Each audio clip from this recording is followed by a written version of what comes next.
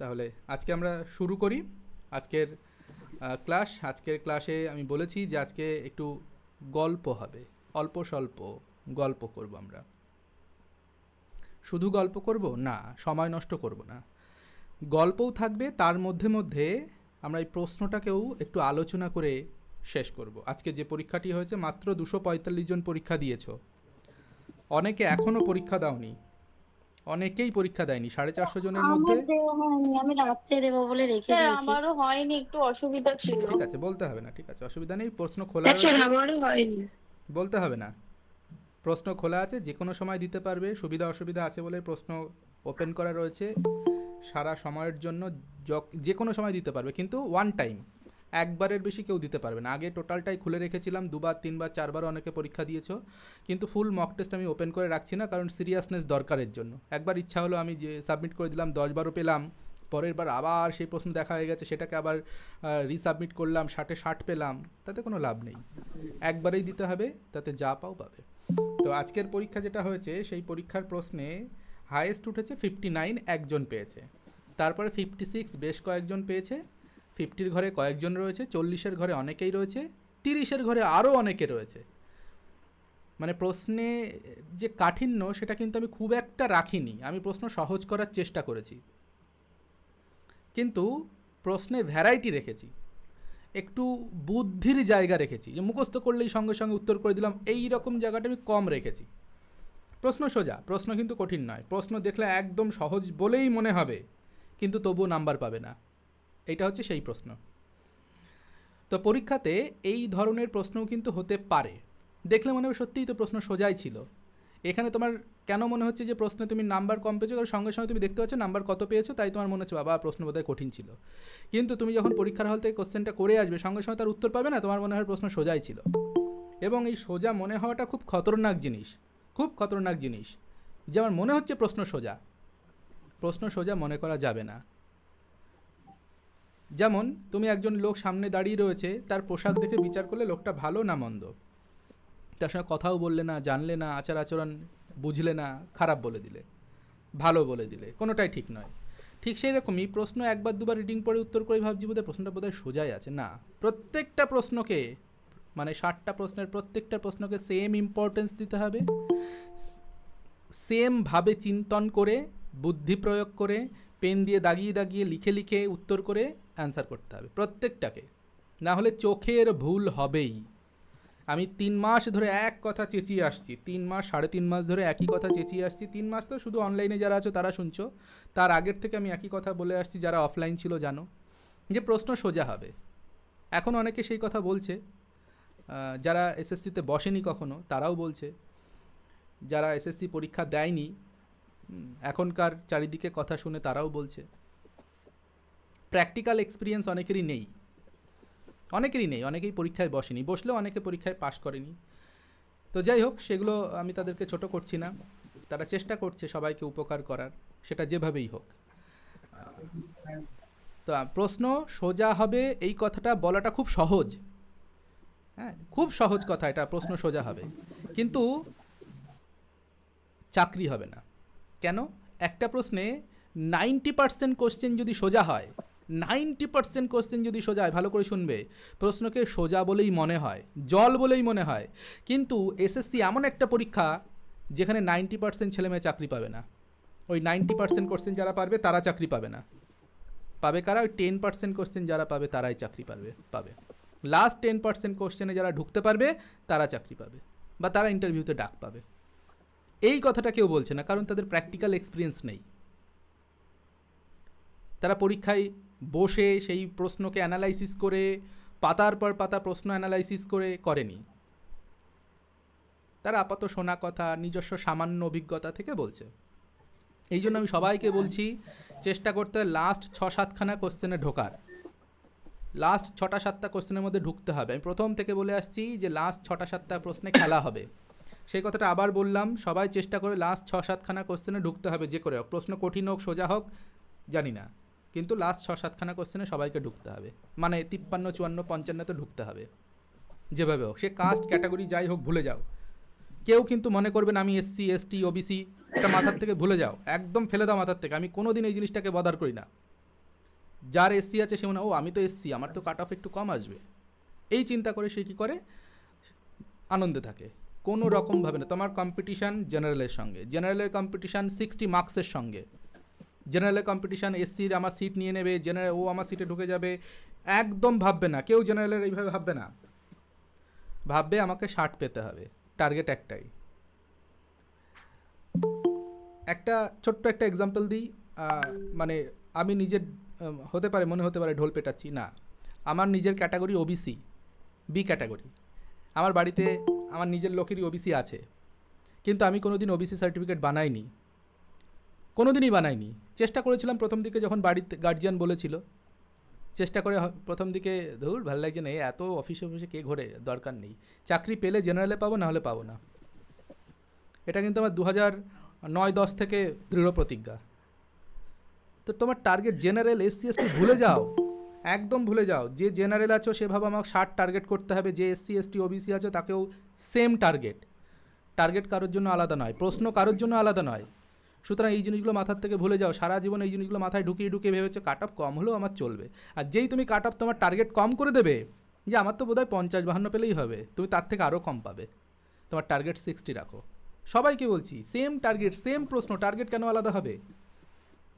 মাথার থিঙ্কিংটাকে সবার আগে চেঞ্জ করতে হয়। যে কোনো জিনিসে, যে কোনো বড় কিছু অ্যাচিভ করতে গেলে তোমার সবার আগে যেটা প্রয়োজন সেটা হচ্ছে নিজের থিঙ্কিং প্রসেসটাকে রাস্তায় আনা, জায়গায় আনা। তো যাই হোক, আমি আর সময় নষ্ট করবো না, শুরু করি তাহলে। আজকের যে মক টেস্ট রয়েছে সেই মক টেস্ট শুরুর আগে দেখো কিছু পরীক্ষা বিষয়ক উপদেশ আমি দেবার চেষ্টা করেছি, সেটা অ্যাকসেপ্টেড হতেও পারে, নাও হতে পারে। আমি আমার দিক থেকে যেটা ভালো মনে হয়েছে আমি সেটা উল্লেখ করেছি। দিনে দিনে আরও হয়তো কিছু কিছু করব। তো প্রত্যেকে চেষ্টা করবে এই কথাগুলো শোনার, তারপরে গ্রহণ করবে কি করবে না সেটা প্রত্যেকের ব্যক্তিগত ব্যাপার। আচ্ছা, এখানে বলেছি প্রত্যেকটা প্রশ্নের মান 1, নেগেটিভ নেই। এই কথাটা উল্লেখ করার কারণ কি, অনেকে হয়তো ভাবছে ঠিক আছে আমি পারছি না, আন্দাজে দেব, থাক দেব না, এটা অনেকের মনে হয়, এবং এই প্রশ্নটা তো অনেকে তাই করেছো, থাক দেব না, জানি না তো দেব না, দিয়ে কি হবে? না, সব কটা প্রশ্নের উত্তর করতেই হবে। সব প্রশ্নের উত্তর করতে হয়, মেন্টালিটি রাখো। আজকে কালকে যে পরীক্ষা হচ্ছে সব কটাতে সব কটা প্রশ্নের উত্তর করো। পরীক্ষার হলে যেন কোনো রকমভাবে নেগলেন্সি না আসে যে আমি একটা কোশ্চেন ছেড়ে দেবো, কী হবে, থাক পারছি না, বাকিগুলো তো আমার হয়েছে। কোনো রকমভাবে এই নেগলেন্সি যেন না আসে, সেই জন্যই কথাটা লেখা। তাহলে অবশ্যই সব কটা প্রশ্নের উত্তর দিতে হবে এবং 90 মিনিট পুরো সময়টা ব্যবহার করবে। আজকেও কিন্তু অনেকে অল্প সময়ের মধ্যে প্রশ্ন সাবমিট করে ফেলেছো। মিনিট 20-25 হচ্ছে, 60খানা প্রশ্ন তো সাবমিট, শেষ। অনুবাদ নিয়ে ভাবছে না, অশুদ্ধি নিয়ে ভাবছে না, তার কোনো এগুলো নিয়ে চিন্তাই নেই, খাতা পেন নিয়ে তার লিখে অ্যান্সার করছে না। কেন? তাতে চাকরি পাওয়ার ইচ্ছা নেই। তাই 90 মিনিটের 90 মিনিট সময় ইউজ করো। সেটা 90 মিনিট না লাগুক, অন্তত 60-65 মিনিট তো লাগবে। বাকি মিনিটগুলো হয়তো গোল্লা করতে লাগে, বা রোল নাম্বার, রেজিস্ট্রেশন নাম্বার লিখতে, সই করতে কিছু সময় যায়, 10-15 মিনিট যায়। কিন্তু আমি 30 মিনিটে, 20-25 মিনিটের মধ্যে পুরো উত্তর সাবমিট করে দেবো 60খানা প্রশ্ন, তারপরে পাবো 30। তাহলে আমার লাভ কি এত স্পিডে যাওয়ার? সুতরাং এইটা কিন্তু অবশ্যই মাথায় রাখবে, চেষ্টার শেষ সীমা পর্যন্ত যাওয়ার চেষ্টা করবে। আচ্ছা, সহজ কঠিন বিচার করবে না, মানে এই প্রশ্নটাও সোজা, ঠিক আছে এ উত্তর হবে, দিয়ে দিলাম, এইভাবে বিচার করে। প্রশ্ন দেখেই হঠাৎ করে মনে হতো বাবা এ তো সোজা, আমি সারা জীবন পড়ে এসেছি, এইটাই মনে হয়, ও এটা তো সোজা, এটা আমি পড়ে এসেছি জানি, এরকম মনে হতে পারে না। এই চিন্তা থেকে দূরে থাকো। কি করবে? প্রশ্নকে সমানভাবে গুরুত্ব দেবে, সব প্রশ্নকে সমানভাবে। যদি গীতার অধ্যায় সংখ্যা কটি, তাও আর একবার প্রশ্নটা পড়বে, তাও আর একবার অপশানগুলো পড়বে, দেখি তো গীতার অধ্যায় সংখ্যাই বলেছে তো না অন্য কিছু বলেছে। এই অভ্যাসটা জরুরি। তাহলে অভ্যাসটার জন্য কী হবে, বাকি প্রশ্নগুলো তুমি ঠিক দেখতে পারবে। এবং যখন করছো হাতে একটা পেন্সিল রাখো, এখন তো অনলাইনে দিচ্ছ, পরীক্ষার হলে একটা পেন্সিল রাখো, দাগিয়ে দাগিয়ে উত্তর করো। লাইন পড়ছো, দাগ দাও, মূল কথাগুলোতে দাগ দাও, তাহলে আর চোখের এদিক ওদিক হবে না, যেটা সবার হচ্ছে, অনেকের হচ্ছে, চোখের ভুল হচ্ছে সবাই বলছো। তাহলে কি করব, যখন পরীক্ষা দেব, নিতে দিচ্ছে না স্যার, হ্যাঁ পেন্সিল নিয়ে যেতে দিচ্ছে না হলের মধ্যে। আচ্ছা, পেন তো নিয়ে যেতে দিচ্ছে, পেন দিয়ে দাগাবে। হ্যাঁ সেটা ঠিক আছে, মানে যেটাই যাই হোক, পেন দিয়ে দাগাবে। পেন ওনারা বলেছে স্বচ্ছ পেন নিয়ে যেতে, পরে তো দেখলাম স্বচ্ছতার প্রমাণ কি। দাদা কোনো পেনই নিতে দিচ্ছে না, নিজেরা যেটা দিচ্ছে সেটা দিয়ে লিখতে হচ্ছে। হ্যাঁ হ্যাঁ স্বচ্ছ স্যার, পেন হোক আমার একটা অস্বচ্ছ পেন হোক সব নিয়ে নিয়েছে, হ্যাঁ হ্যালো কিচ্ছু রাখতে দিচ্ছে না কাছে। আচ্ছা ওরা পেন দেবে? ওরা পেন দিচ্ছে, সেই পেন দিয়ে লিখতে হচ্ছে। যে সে পেন দিচ্ছে সে দেখে ভক্তিও আসে না। ওখানে স্বচ্ছতা কি করে বজায় রেখেছে কি জানি, যা স্যার পেন বলছি দিয়ে। শুনুন, হ্যাঁ বলো। আমার যেখানে সেন্টার পড়েছে, এবার ওইখানে একজন হিস্ট্রি ডিপার্টমেন্টের ওর সেন্টার পড়েছিল 9-10-এ, আমার পরিচিতই একজন। এবার পেন নিয়ে ঢুকতে দিল না। সেখানে গিয়ে যখন পেন ডিস্ট্রিবিউশন করে তখন ওদের কাছে গিয়ে পেন শর্ট, গিয়ে বলছে পেন তোমরা বাইরে থেকে গিয়ে কিনে নিয়ে আসো। আবার ওরা বেরিয়ে বাইরে থেকে গিয়ে দোকান থেকে পেন কিনে নিয়ে 15 মিনিট পরে গিয়ে পরীক্ষায় বসেছে। আবার অনেকেই কোনো চেক করছে না, কিছুই করছে না, বলছে এসে বলছে যে আমি যদি ফোনটা নিয়ে যেতাম অনেক ভালো করতাম, কোনো কেউ দেখেই এইরকম। চলো, সব কথাই রেকর্ড হচ্ছে। আজকের ক্লাসটা আমি ইউটিউবে ছাড়বো, ঠিক আছে? তো চিন্তা নেই, খবরগুলো পৌঁছানো উচিত লোকের কাছে, সবার কাছে, জনগণের কাছে। তো এগুলো কোনোটাই ঠিক নয়, কোনোটাই বাঞ্ছনীয় নয়, হ্যাঁ স্যার, তো মিসম্যানেজমেন্ট ভাইজান কোনোভাবেই হোক, আকাঙ্ক্ষিত জানি নয়। তো। এত বড় একটা পরীক্ষা যেখানে আমরা সবাই প্রচণ্ড সিরিয়াস, সেখানে এত রকম মিসম্যানেজমেন্ট, এত রকম ক্যাজুয়াল ব্যাপার স্যাপার, এগুলো একদমই অ্যাকসেপ্টেড নয়। তো এগুলো প্রত্যেকটা লোক স্যার কিভাবে যে লড়ছে, মানে বিশেষ করে আমরা যারা মায়েরা, মানে উম, অনেক কষ্টে। সেখানে যদি এই করাপশন গুলো হয়, অন্তত মানুষ জানুক, কিছু না করতে পারলেও জানুক যে কি হচ্ছে। লুকানোর দরকার কি? হ্যাঁ, তোমরা সারা দিনে জেনে কি 18-20 করবে? ঘন্টা, কি করবে? প্রত্যেকে 18-20 ঘন্টা পরিশ্রম করছো, আর এইদিকে কিছু লোক স্যার নিজের সুবিধা। আমার বাচ্চার এই শেষ মুহূর্তে সোমবার থেকে জ্বর, তাহলে দুটো বেবি। আমি এই তার মধ্যে একজনের ডক্টরের কাছ জ্বর। থেকে বাড়ি এলাম। সেই মেয়েটার এত জ্বর, 103-এর উপরে জ্বর, তাকে মানে চ্যানেল করে ইনজেকশন দিতে হলো 9 মাসের বাচ্চা। এই মানে জাস্ট বাড়ি এলাম। চোখের দিকে মুখের দিকে তাকালে নিজেদেরকে হীনমন্যতায় ভুগতে হয় যে কত সাফার করছে ওরা। তারপর তো নিজেদের পরিশ্রম তো আছে, সেটা তো বাদ, সেটাকে আমরা মানে কাউন্টিং করছি না। ঠিক আছে, আমাদের যা পরিশ্রম হচ্ছে হোক, কোনো ব্যাপার হ্যাঁ, না। সেটাতে কিছু মনে হচ্ছে না, কিন্তু ওদের মুখগুলো যখন দেখছি, মা তুমি আমাকে আদর করছো না এখন, মানে এত খারাপ লাগে। তারপরে আমি যদি এখানে এত ক্লাস করছি আর আমার ছেলে নিচে চিল্লে ফাটিয়ে ফেলছে। এগুলো সহ্য করা মানে কিভাবে যে সম্ভব? তারপরে যদি এই ধরনের অনিয়ম, বেনিয়ম, খারাপ নিয়ম, দুর্নীতি বলছি না কারণ এখনও প্রমাণ হয়নি এবারের পরীক্ষায়, অনিয়ম, বেনিয়ম, খারাপ নিয়ম, মিসম্যানেজমেন্ট হয়, সেগুলো অবশ্যই আমাদেরকে কষ্ট দেয়। আমাদের হাতে কিছু নেই, বুঝতে পারলে? আমরা শুধুমাত্র পুতুল, হ্যাঁ, আর কিছুই নই। তো আমি কারোর বিরুদ্ধে কিছু বলবো না। তারপরে কি হচ্ছে বলুন তো?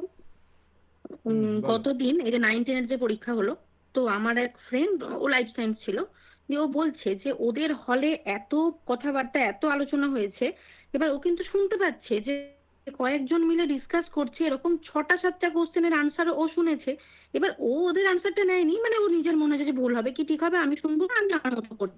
তো তারপরে যখন বাড়ি এসে মেলাচ্ছে, তখন দেখছি ওই 6-7টা আনসারই কিন্তু ঠিক হয়ে গেছে, এবং কি না ওটা ওরা 4-5 জন মিলে আলোচনা করে লিখছে। এটা হচ্ছে পরীক্ষা। না, এটা তুমি যেটা বলেছো, আচ্ছা আগে বলে দিই, রেকর্ড হচ্ছে, হ্যাঁ, যে যা বলবে নিজের দায়িত্বে বলবে। আমি কিন্তু তুমি যেটা বলেছো সেটাকে আমি সম্পূর্ণ ভাবে স্বীকার করছি না। এই জিনিসটা অনেক জায়গাতে হয়েছে, কারণ আমার কাছে অনেকগুলো খবর এসেছে যে এই জিনিসগুলো হয়েছে। তো হ্যাঁ স্যার, একদম হয়েছে। এটা অস্বীকার করার কিছু নেই, এই জিনিসটা হয়েছে, হচ্ছে, এবং আগামী দিনে হয়তো আরো বেশি হবে।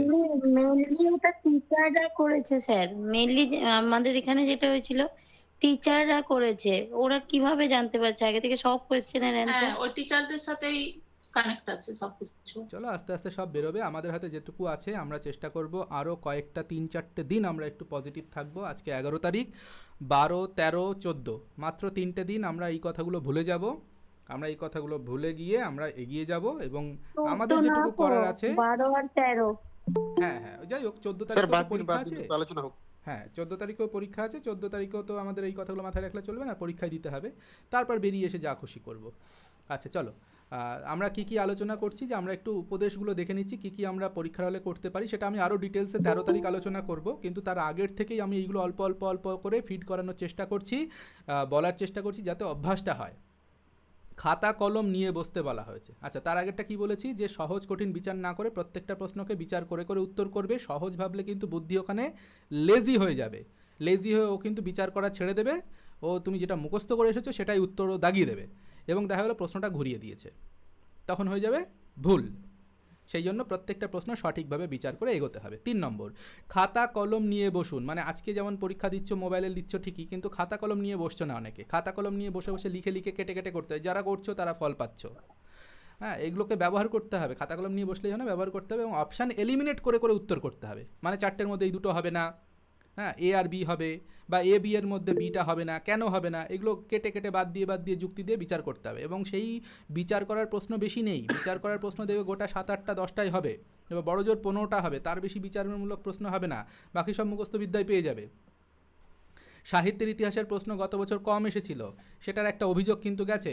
সেই প্রশ্ন তাহলে এই বছর একটু বেশি হতে পারে, 50-50 হতে পারে। সাহিত্য এবং অভিজ্ঞান, মনু ইত্যাদি মিলে হয়তো 30টা, গ্রামার থেকে হয়তো 30টা, এইভাবে 30-60টা প্রশ্ন হতে পারে। আগের বছর কিন্তু 55টার মধ্যে প্রায় 65% কোশ্চেন কিন্তু গ্রামার থেকে হয়েছিল, এবার আশা করি 50-50 হবে। সুতরাং সাহিত্যের ইতিহাস যদি আসে, মুখস্থবিদ্যার প্রশ্ন আসবে, দেখে প্রশ্ন আরও সোজা মনে হবে।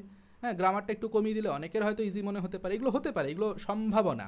এটাও হতে পারে 11-12 যেগুলো সাহিত্যের ইতিহাসে এসছে, 11-12 যেগুলো গ্রামারের পরীক্ষাতে আসে, সেইগুলোই হয়তো পরীক্ষায় তুমি পেয়ে গেলে, এটাও হতে পারে, সবই সম্ভাবনা। কিন্তু সেইগুলো যে তোমার সিলেবাসে এতদিন পড়োনি তা নয়, তুমি তোমার সিলেবাসে পড়েছো, একদম ইজিয়েস্ট কোশ্চেনও হতে পারে, কিন্তু মোটামুটি 5-7খানা কোশ্চেন এরকম থাকবে যেগুলো একটু বুদ্ধির প্রশ্ন, সেইগুলোকে কিন্তু অবশ্যই খাতা কলম নিয়ে, মানে ওই প্রশ্নের মধ্যে দাগিয়ে দাগিয়ে উত্তর করার চেষ্টা করতে হবে। যখন পড়বে পেন দিয়ে মূল জায়গাগুলো দাগিয়ে দাগিয়ে উত্তর করবে। হ্যাঁ, ছোটো ছোটো করে দাগাবে, একবারে ঘন দাগিয়ে দিলে পরে আর খুঁজে পাবে না কোনটা সঠিক কোনটা বেঠিক। আচ্ছা, এই 3 দিন আজে বাজে প্র্যাকটিস সেট থেকে দূরে থাকতে হবে। বিভিন্ন জায়গায় বিভিন্ন প্র্যাকটিস সেট বেরোচ্ছে, আমার কাছে ছবি এসেছে, পাঠিয়েছে শুভাকাঙ্ক্ষী যারা, তারা দেখানোর চেষ্টা করেছে যে স্যার কীরকম প্র্যাকটিস সেট হচ্ছে দেখুন। আমি দেখেছি, সেখানে আমি উল্লেখ করলাম না কিছুই, হ্যাঁ, কিন্তু প্রশ্নর মান একদম খারাপ। হ্যাঁ, ভুলে ভরা, প্লাস এই ভুলগুলো মানে কারেকশনের কোনো চিন্তাভাবনাও নেই। হ্যাঁ, ভুল হতেই পারে মানুষের, কিন্তু সেই ভুলটা সে কারেকশন করছে কিনা নিজের দায়িত্ব নিয়ে, সেটা সবথেকে বড় জিনিস। আমরা ভুল করতেই পারি, কিন্তু তারপরে সেটাকে কারেক্ট করতে হবে ইমিডিয়েটলি যতটা পারা যায়। এবং প্রশ্নের কোনো আগামাথা নেই, মানে সবই দেখা হলো গ্রামারের প্রশ্ন। তো এরকমও হয়েছে, এবং মানে সেখানে তো আর বিজ্ঞাপন বাপরে, সে আমি মানে বলতেও পারছি না, এরকম একটা ব্যাপার। ম্যারাথন চলছে, 5 ঘন্টার ম্যারাথন। না আমি ওইভাবে কাউকে টেকনিক্যাল টার্ম ইউজ করে বলবো না, তাতে টার্গেট হয়ে যায় অনেক কিছু। আমি কাউকে ছোট করছি না, কিন্তু তোমরা কি করবে সেটা ভাবো। তোমরা চেষ্টা করো যে কোনো রকম এদিক ওদিকার প্র্যাকটিস সেটে আর মাথা না ঘামানোর। আমি কালকেই পরীক্ষা নিয়ে বলেছি শেষ করব, এবং সেই পরীক্ষাগুলো কালকেটা না দিলেও হবে। এই 2 দিন আর পরীক্ষা দেওয়ার দরকার নেই, ঠিক আছে? হ্যাঁ, রেকর্ডিং হচ্ছে। এই 2 দিন কারোর কোনো পরীক্ষা দেওয়ার দরকার নেই, জাস্ট রিভাইজ করো, যা পড়েছো সেটা রিভাইজ করো, একটু রিল্যাক্স থাকার চেষ্টা করো। পরীক্ষা না দিলেও হবে, কিন্তু আমি 50টা নেব বলেছি, আজকে 47 নম্বর হয়েছে, মানে আর 3টে দিলে আমার কালকে ডিউটি শেষ। কিন্তু কালকে পরীক্ষা না দিলেও চলবে। আমার যুক্তি হচ্ছে আগে তোমারটা ভালো হোক, আগে আমার ভালো হোক এটা নয়, আগে তোমার ভালো হোক। তো যাই হোক, নিজের ওপর প্রত্যেককে বলছি ভরসা রাখো, নিজের ওপর বিশ্বাস রাখো। প্রশ্ন প্র্যাকটিস সেটে অনেক রকম হতে পারে, কঠিন প্রশ্ন হতে পারে, 5 মিশালি প্রশ্ন হতে পারে, পরীক্ষায় আসবে না এমন প্রশ্ন হতে পারে, প্রশ্ন ভরাট করার জন্য প্রশ্ন দেওয়া হয়েছে এমন প্রশ্ন হতে পারে, কোনা খাজড় থেকে খুঁজে এনে কোনো একটা প্রশ্ন যেটা দিলে আমার হয়তো দাম বাড়বে, এই রকম প্রশ্ন হতে পারে, অনেক রকম প্রশ্ন হতে পারে। আমি সারা জীবনে প্রচুর প্রশ্ন তৈরি করেছি, ছেলেমেয়ের প্রচুর পরীক্ষা নিয়েছি, ফলে জানি প্রশ্নের কোনা খাজড়ে কি আছে কি নেই। সুতরাং চেষ্টা করবে নিজের ওপর বিশ্বাস রাখতে, এই মক টেস্টের ওপর বেশি গুরুত্ব দেবে না। মক টেস্ট এতদিন শুধু প্র্যাকটিস করার জন্য, যে তুমি ঠিকঠাকভাবে নিজের ভুলটা ধরতে পারছো কিনা, ডায়াগনোসিসটা করতে পারছো কিনা। এখন দেখো তুমি বুঝতে পেরে গেছো ভুলটা তোমার কোথায় কোথায় হচ্ছে। চোখের ভুল, অবজারভেশন, আমি প্রথমেই বলেছি অবজারভেশন, কনসেন্ট্রেশন, খুব ইম্পর্টেন্ট দুটো শব্দ। অবজারভেশন পাওয়ার বাড়াও নিজের, আর কনসেন্ট্রেশনটাকে 100%-এ নিয়ে যাও। নিজের কনসেন্ট্রেশন যাতে কোনো রকমভাবে ব্রেক না হয়, ফোকাস বলে না ক্যামেরাম্যান ফোকাস, তো একদম পরীক্ষা হলে একদম ডিটো ফোকাস রাখতে হয়, যাতে কোনো রকমভাবে নজর এদিক ওদিক না হয়, চোখ কান নাক মুখ কোনো ইন্দ্রিয় যাতে এদিক ওদিক না হয়, একদম যাতে প্রশ্নের মধ্যে থাকে। এদিক ওদিক কী চলছে, কে কী বলছে, কোনো রকম যাতে না যায়, গেলেই দেখবে ভুল হয়ে যাবে। গাড়ি ড্রাইভ করার মতো, গাড়ি চালাতে চালাতে ফোনে কথা বলা, এদিক ওদিক তাকানোর মতোই কিন্তু পরীক্ষার হলে ছোট ছোট জানা প্রশ্ন চোখে না দেখার জন্য ভুল হয়ে যাবে। এবং এটা আমি চেঁচিয়ে চেঁচিয়ে বহুবার বলেছি, বহুবার, আর প্রচুর ভিডিওতে আছে। যারা রেগুলার ক্লাস করেছে তাদের তো শুনতে শুনতে কান পেকে গেছে, একই কথা ফাটা রেকর্ডের মতোই বলি। কারণ এটাই ভুল, এটাই একমাত্র রোগ এসএসসির জন্য, ছেলেমেয়ের সংস্কৃতের একমাত্র রোগ এটা, ক্যান্সারের মতো, যেটা সারতে চাইছে না। এটাকে সারাতে অনেক চেষ্টা করেছো, আর 2 দিন আছে। এইবার নিজের ওপর বিশ্বাস রাখো, নিজের ইষ্ট দেবতাকে স্মরণ করো প্রত্যেকে। পরীক্ষার আগের দিন কি করবে? পরীক্ষার আগের দিন প্রত্যেকে নিজের নিজের যে দেবতাকে পছন্দ করো, যে ঈশ্বরকে পছন্দ করো, যাকে পছন্দ করো, তার কথা স্মরণ করবে। তাকে অন্তত নিজের মনের কথা বলবে যে ঠাকুর আজকের দিনটা আমায় বাঁচিয়ে দাও, হ্যাঁ আজকের দিনটা তুমি আমার পাশে থাকো।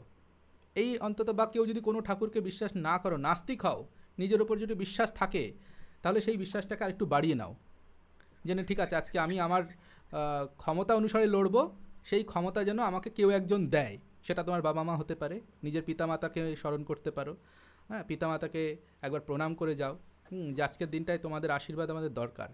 হ্যাঁ আমি জানি না এগুলোতে কাজ হয় কি না, কিন্তু এগুলো আমার মনে হয় খুব প্রয়োজনীয়। প্রত্যেকে প্রার্থনা করবে যাতে সেই দিনটা ভালো যায়, সব ভালো হবে। এতদিন যা হয়েছে, ভুল হয়েছে, সেগুলো ভুলে যাও, সবটাই ভুলে যেতে হবে। পড়াশোনা ভুলে যেও না, মানে যে ভুলগুলো করে এসেছো, কারেকশান করেছো, হ্যাঁ অনেক টেনশানে গেছে, কষ্টে গেছে, সেই সবগুলো নিয়ে পরীক্ষার হলে যাবে না, ওই টেনশান নিয়ে পরীক্ষার হলে যাবে না। পরীক্ষা হলে ফ্রেশভাবে যাবে, যাতে তুমি সবকটা প্রশ্ন পরিষ্কার দেখতে পাও এবং তার অপশানগুলো যাতে পরিষ্কার বুঝতে পারো।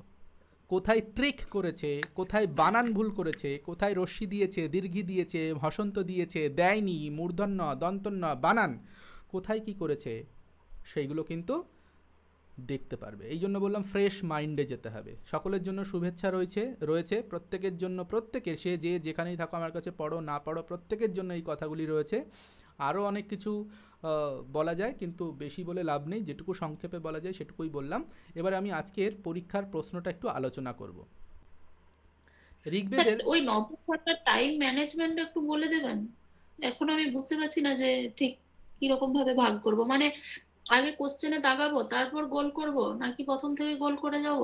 আচ্ছা, এটা আমি 13 তারিখের জন্য রাখবো ভেবেছিলাম, তো এখন জিজ্ঞাসা করেছে যখন বলি, যেটা আমি করতাম না, বা আমি করি যে কোনো পরীক্ষার ক্ষেত্রে, আমি চেষ্টা করি যে কটা প্রশ্ন রয়েছে তার মধ্যে আমি কোন প্রশ্নগুলো 100% কারেক্ট আমি জানি।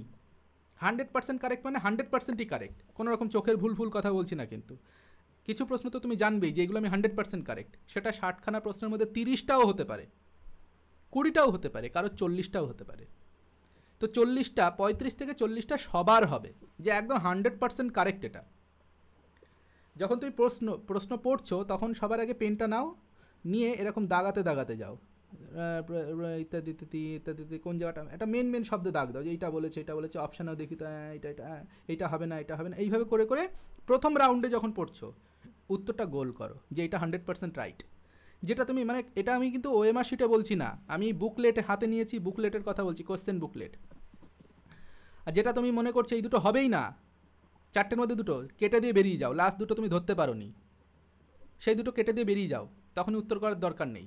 এইভাবে যদি তুমি যাও, প্রথম রাউন্ডে দেখবে তোমার 30 মিনিট সময় লাগবে ওই 40টা প্রশ্ন বা 60খানা প্রশ্ন পড়তে আর উত্তর করতে। 30 থেকে 35 মিনিট লাগবে, একদম হাতে ধরে লাগবে। 30 থেকে 35 মিনিটে তোমার 60খানা প্রশ্ন পড়া হয়ে যাবে, উত্তরও হয়ে যাবে, যার মধ্যে তুমি 35-40টা পারবে। এইবার তুমি ওএমআর শিটটা নিয়েছো, এটা আমি আমার কথা বলছি যে আমি এইভাবে করি।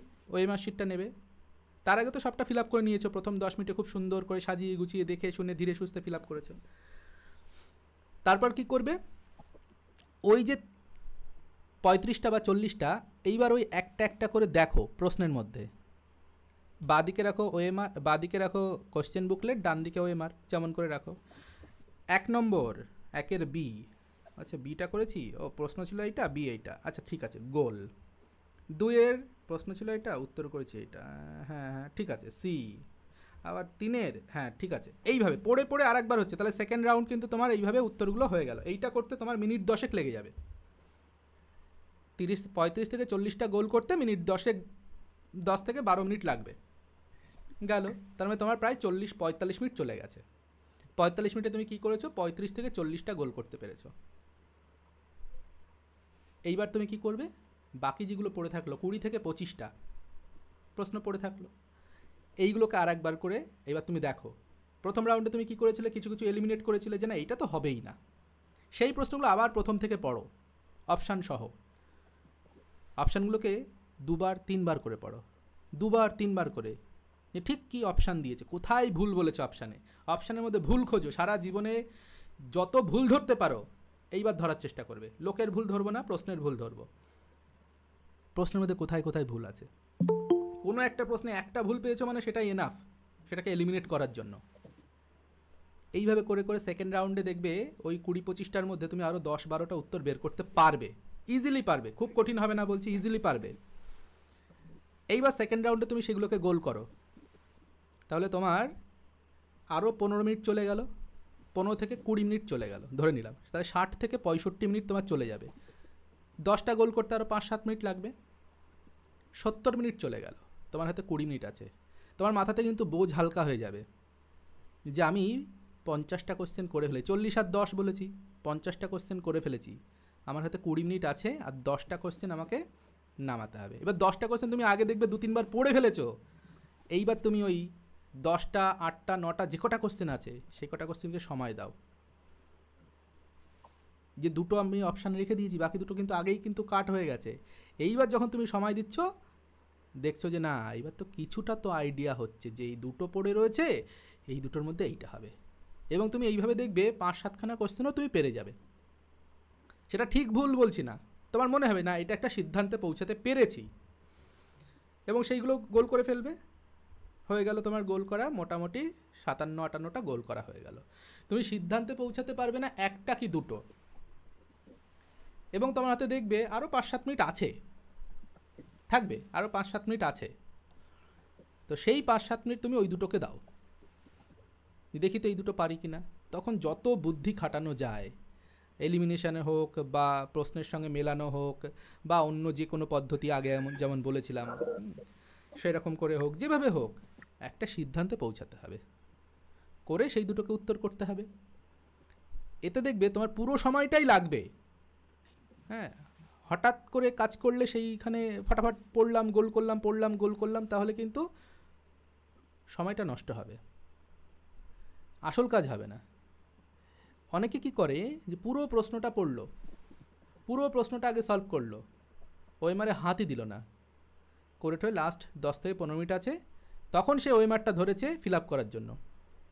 এইবার তখন মনের মধ্যে না একটা অ্যাংজাইটি তৈরি হবে, জি অল্প সময় আছে, পারবো তো সব কটা গোল করতে, হেই তাড়াতাড়ি করি তাড়াতাড়ি করি তাড়াতাড়ি করি, করতে করতে না গোল এদিক ওদিক হয়ে যায়, চোখের নিমেষে একটা গোল অন্য লাইনে চলে যাবে, বিটা সি হয়ে যাবে।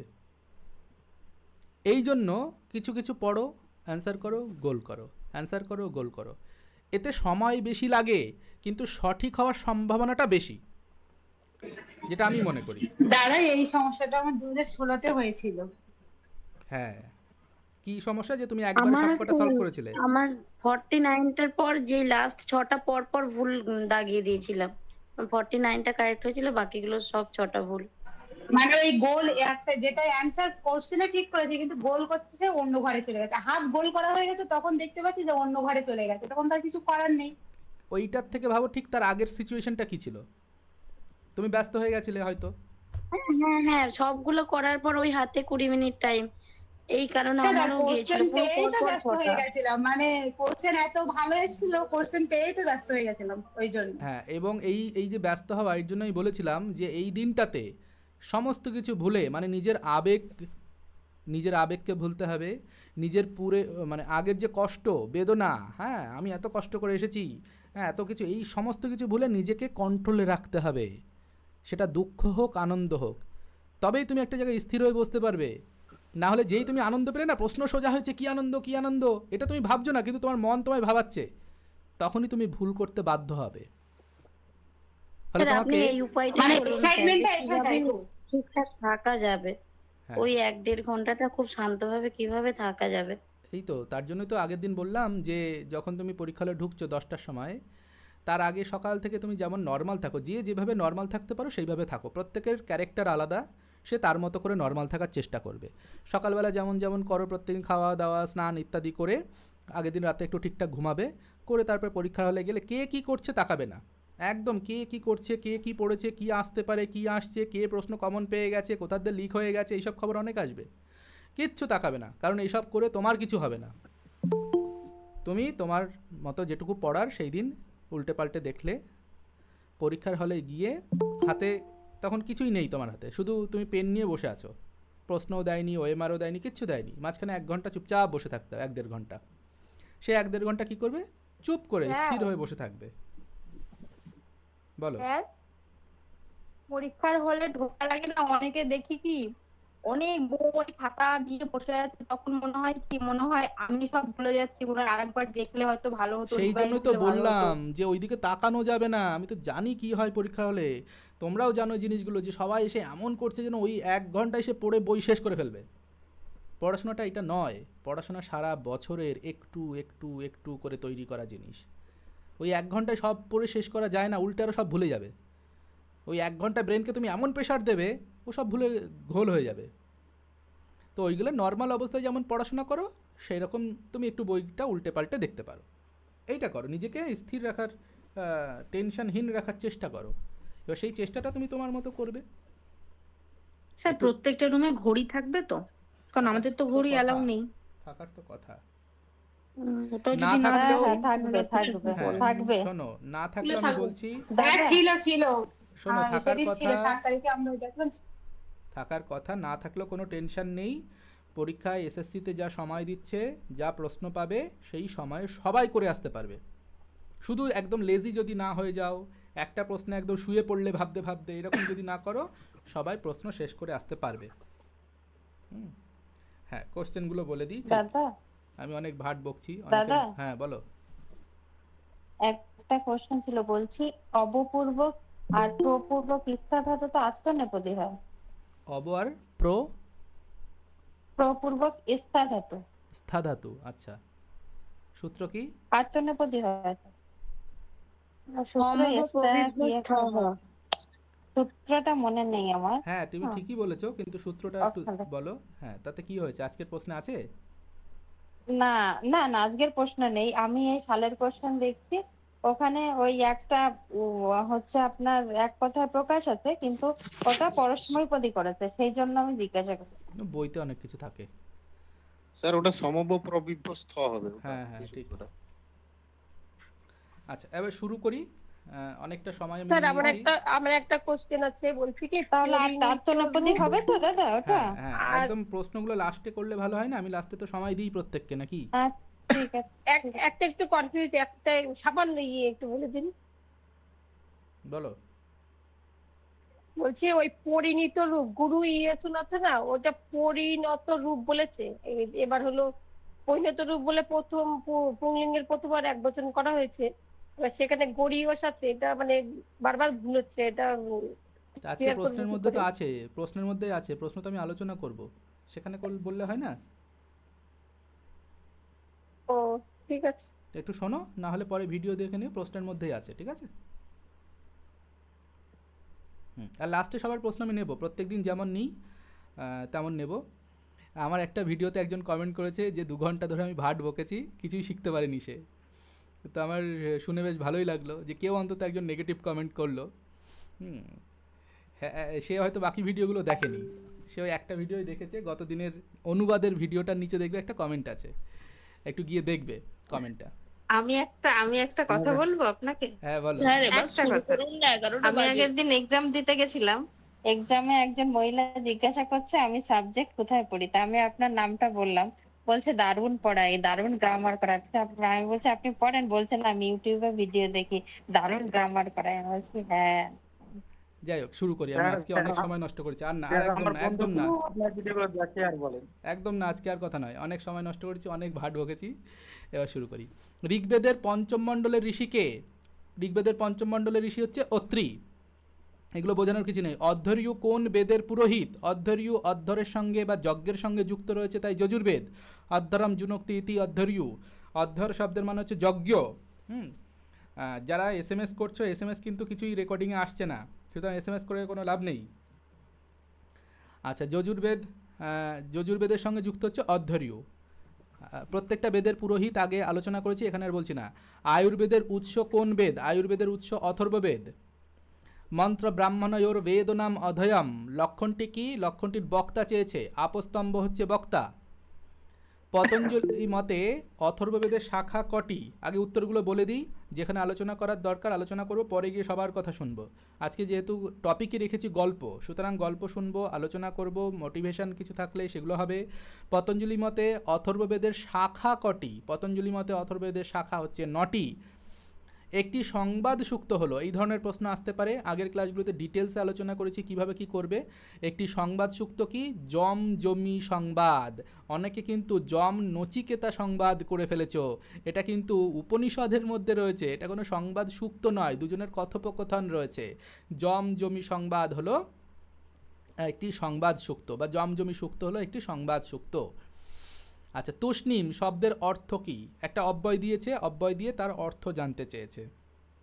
তুষ্ণীম শব্দের অর্থ হচ্ছে নীরবে বা নিঃশব্দে বা নিঃশব্দ। আচ্ছা, এইটা উত্তর। নেক্সট রয়েছে গীতার অধ্যায় সংখ্যা কত? খুব সহজ, গীতার অধ্যায় সংখ্যা সকলেই জানো, গীতার অধ্যায় 18টি অধ্যায়।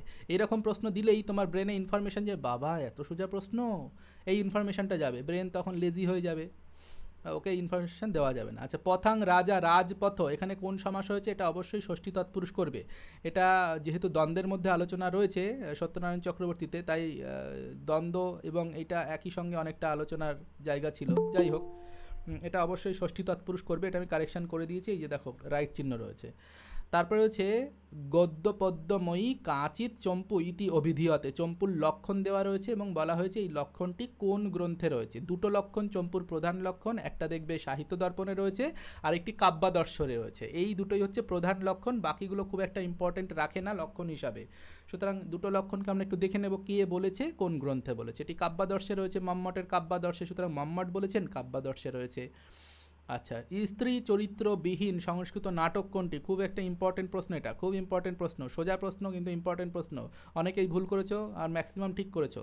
স্ত্রী চরিত্রবিহীন সংস্কৃত নাটক হলো কোনটা? মুদ্রা রাক্ষস। ও সরি, কাব্যাদর্শ দণ্ডির। আমি কার বলেছি? মম্মটের কাব্যপ্রকাশ নয় তো, কাব্যাদর্শ লেখা রয়েছে তো, হ্যাঁ দণ্ডির কাব্যাদর্শ, ভুল বলে ফেলেছি। হ্যাঁ, আচ্ছা, আমি অনেকটা সময় নষ্ট করেছি তো মাথায় ঘুরছে যে সময়টা অনেকটা চলে গেছে। স্ত্রী চরিত্রবিহীন সংস্কৃত নাটক কোনটি? মুদ্রা রাক্ষস। মুদ্রা রাক্ষস নামমাত্র উল্লেখ রয়েছে, কিন্তু সেটাকে ধরা যাবে না। আচ্ছা, মেঘদূত এর নায়ককে? অবশ্যই মেঘদূতের নায়ক হলেন যক্ষ। গঙ্গা স্তোত্রম, এটা সকলেই জানো, 11-12 প্রশ্ন থেকে প্রশ্নটা করা হয়েছে। গঙ্গা স্তোত্রম শঙ্করাচার্যের লেখা। বিদ্যান সর্বেষাং পূজিত, কোন সূত্রের প্রয়োগ হয়েছে? সর্বেষাম পদের নিচে দাগ দেওয়া রয়েছে, বিদ্যান সকলের দ্বারা পূজিত হন, সর্বেষাম পদের নিচে দাগ দেওয়া রয়েছে, দেখেই বুঝতে পারছো সর্বেষাম পদে ষষ্ঠী বিভক্তি রয়েছে। শেষে দেখো আম রয়েছে একটা, সর্বেষাম ষষ্ঠীতে আম বিভক্তি হয়, সর্বেষাম। আর অব্যয়ের জন্য ওই সর্বনাম পদের জন্য এই সিস্টেমে কিছু কিছু আসে, সর্বেষাম, এতে শাম, হ্যাঁ ইত্যাদি ইত্যাদি রূপগুলো হয়। আচ্ছা, তো সর্বেষামের ষষ্ঠীটা হলো কেন, এইটা হচ্ছে প্রশ্ন। এইটুকু আমাকে ধরতে হবে, ষষ্ঠীটা কেন হয়েছে। তাহলে ষষ্ঠী কী কী কারণে হতে পারে? মতি বুদ্ধি পূজার্থে ব্যস্ত সূত্রানুসারে কি ষষ্ঠী হয়? না, ষষ্ঠী হয় না। এই সূত্রানুসারে ত প্রত্যয় হয়। মত্তার্থক, বুদ্ধার্থক, পূজার্থক ধাতুর উত্তর বর্তমানকালে ত প্রত্যয় হয়। তাহলে প্রথমটা হবেই না। হ্যাঁ, কোন সূত্রের প্রয়োগ হয়েছে মানে ষষ্ঠী কোন সূত্রের প্রয়োগ হয়েছে। আর মতিবুদ্ধি পূজার্থে ব্যস্ত ত প্রত্যয়ের সূত্র, তাহলে ত প্রত্যয় হচ্ছে পূজিত পদে, পূজিত পদ তো আমি দেয়নি, ফলে এই অপশানটা হবে না। এইভাবে না করতে হবে আগে। কর্তৃকর্মণ কৃতি, কৃত প্রত্যয়ান্ত পদ পরে রয়েছে, তাই ষষ্ঠী হয়েছে। তাই কি? দেখা যাক তো বাকি শব্দ, বাকি সূত্রগুলো কি রয়েছে। তস্য চ বর্তমানে, তপ্রত্যয়ান্ত পদ পরে থাকায় বর্তমানকালে তপ্রত্যয় হয়েছে। এখানে তপ্রত্যয় দেখতে পাচ্ছি, বর্তমানকালে তপ্রত্যয় হয়েছে, তার ষষ্ঠী বিভক্তি হয় তপ্রত্যয় যোগে, সেই রকম তপ্রত্যয় যোগে। তাহলে পূজিত, এই বাক্যটার মানে কি? বিদ্যান সকলের দ্বারা পূজিত হন, এই কথাটি অতীতকালে না বর্তমানকালে আছে? বিদ্যান কি শুধু অতীতকালে পূজিত হন? না, তিনি সবসময় পূজিত হন। সুতরাং এই তপ্রত্যয়টা বর্তমানকালে রয়েছে। তাহলে এই তপ্রত্যয়টা বর্তমানকালীন তপ্রত্যয়, পূজিত শব্দে যেটা রয়েছে, পূজিত পদে যেটা রয়েছে, এই তপ্রত্যয় যোগে সর্বেষাম পদে ষষ্ঠী বিভক্তি হয়েছে, সুতরাং এটা তস্য চ বর্তমানে সূত্রানুসারে হয়েছে। আর উভয় প্রাপ্ত কর্মণি এখানে হয়নি, কারণ উভয়ের যদি ষষ্ঠী প্রাপ্তি থাকতো তাহলে একটাই ষষ্ঠী হতো আর একটাই কিন্তু হ্যাঁ তৃতীয়া বিভক্তি হতো। যেমন শিশুনা দুগ্ধস্য পানম, দুগ্ধস্য ষষ্ঠী হয়েছে, শিশুনা কর্তায় তৃতীয়া হয়ে গেছে, কর্মে ষষ্ঠী হতো। তো সেরকম ব্যাপার এখানে নেই, এখানে কিন্তু সর্বেশাম পূজিত কর্তাই ষষ্ঠী একরকম। কাদের দ্বারা পূজিত হন? সকলের দ্বারা পূজিত হন, পূজা করার কাজটাই সকলে করছে, এটা অ্যাকচুয়ালি কর্তা, তাতে কিন্তু ষষ্ঠী হয়েছে। তা তপ্রত্যয় যোগে কিন্তু এটা ষষ্ঠী হয়েছে। তস্য চ বর্তমানে সূত্রানুসারে, সুতরাং উত্তর হচ্ছে তস্য চ বর্তমানে। গ্রামান্তরম, এটা এইচএসের 11-12 পরীক্ষায় এসেছে, সালের প্রশ্ন।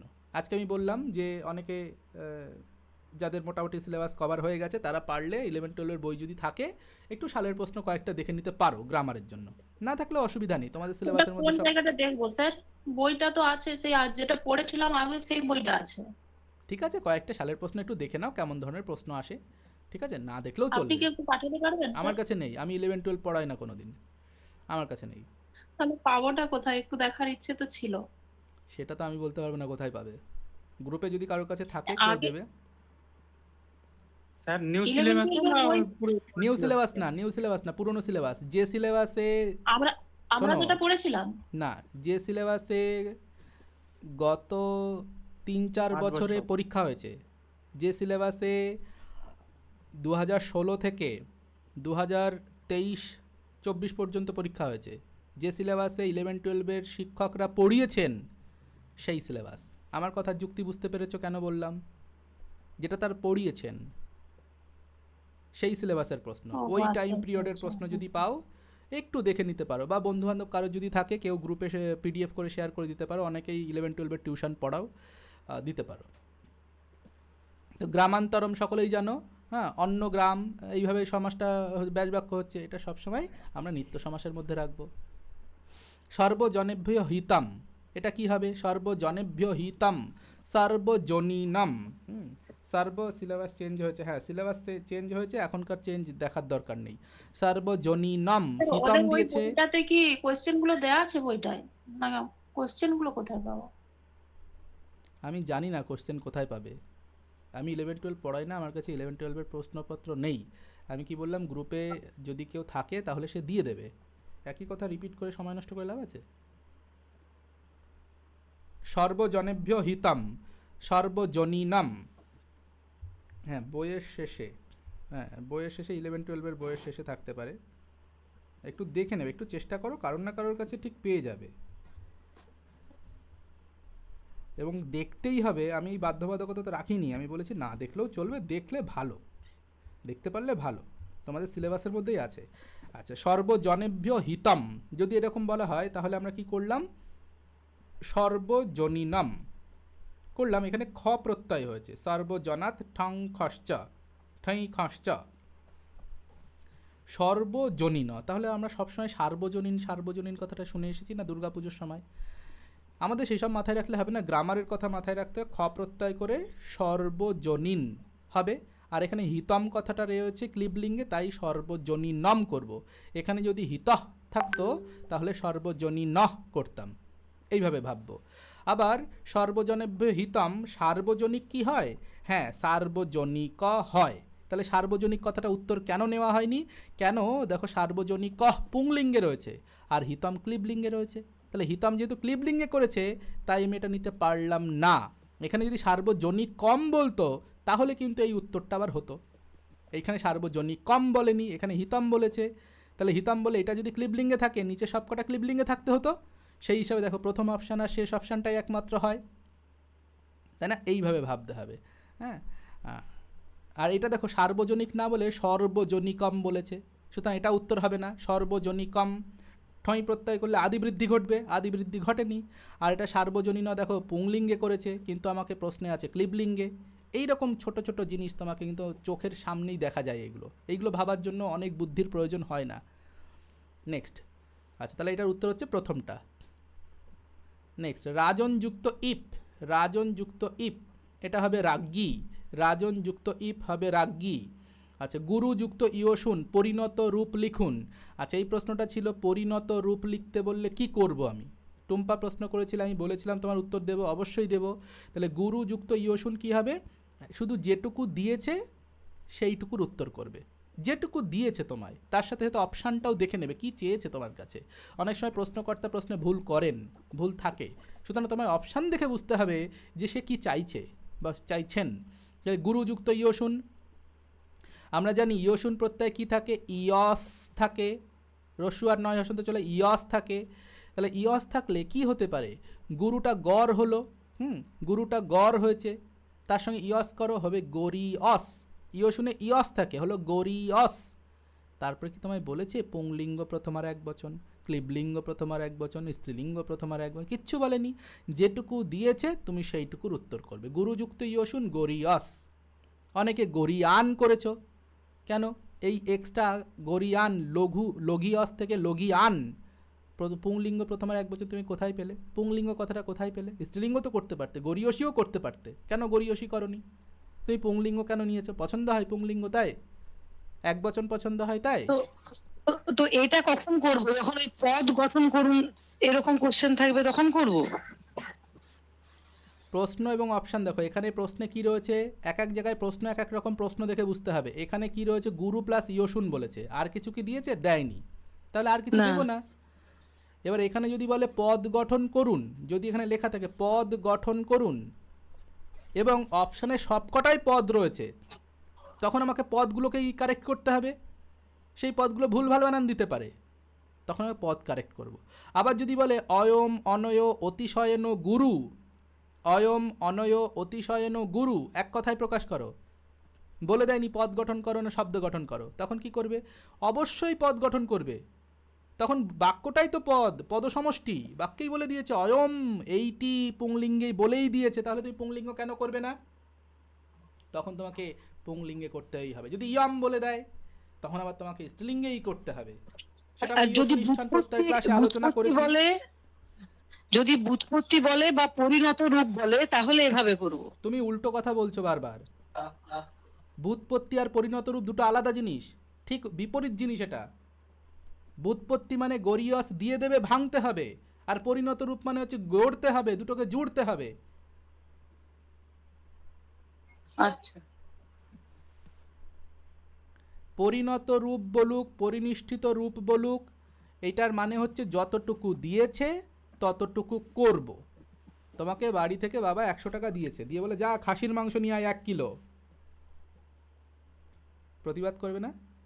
1 কিলো 100 টাকায় হবে না স্যার, 100 টাকায় হবে না, দিয়েছো 100 টাকা, বলছো 1 কিলো আনতে, হবে না? তা তোমায় যা দিয়েছে তুমি তাই করবে, তার এক্সট্রা কেন করতে যাবে?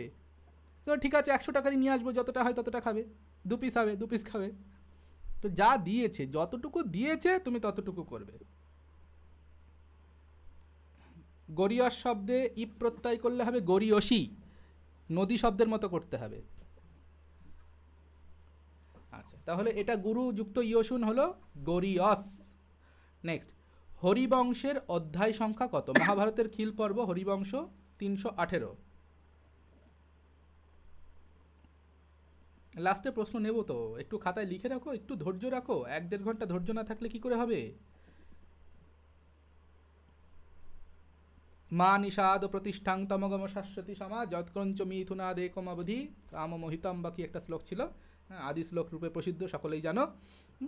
তো এই শ্লোকটা কে বলেছে?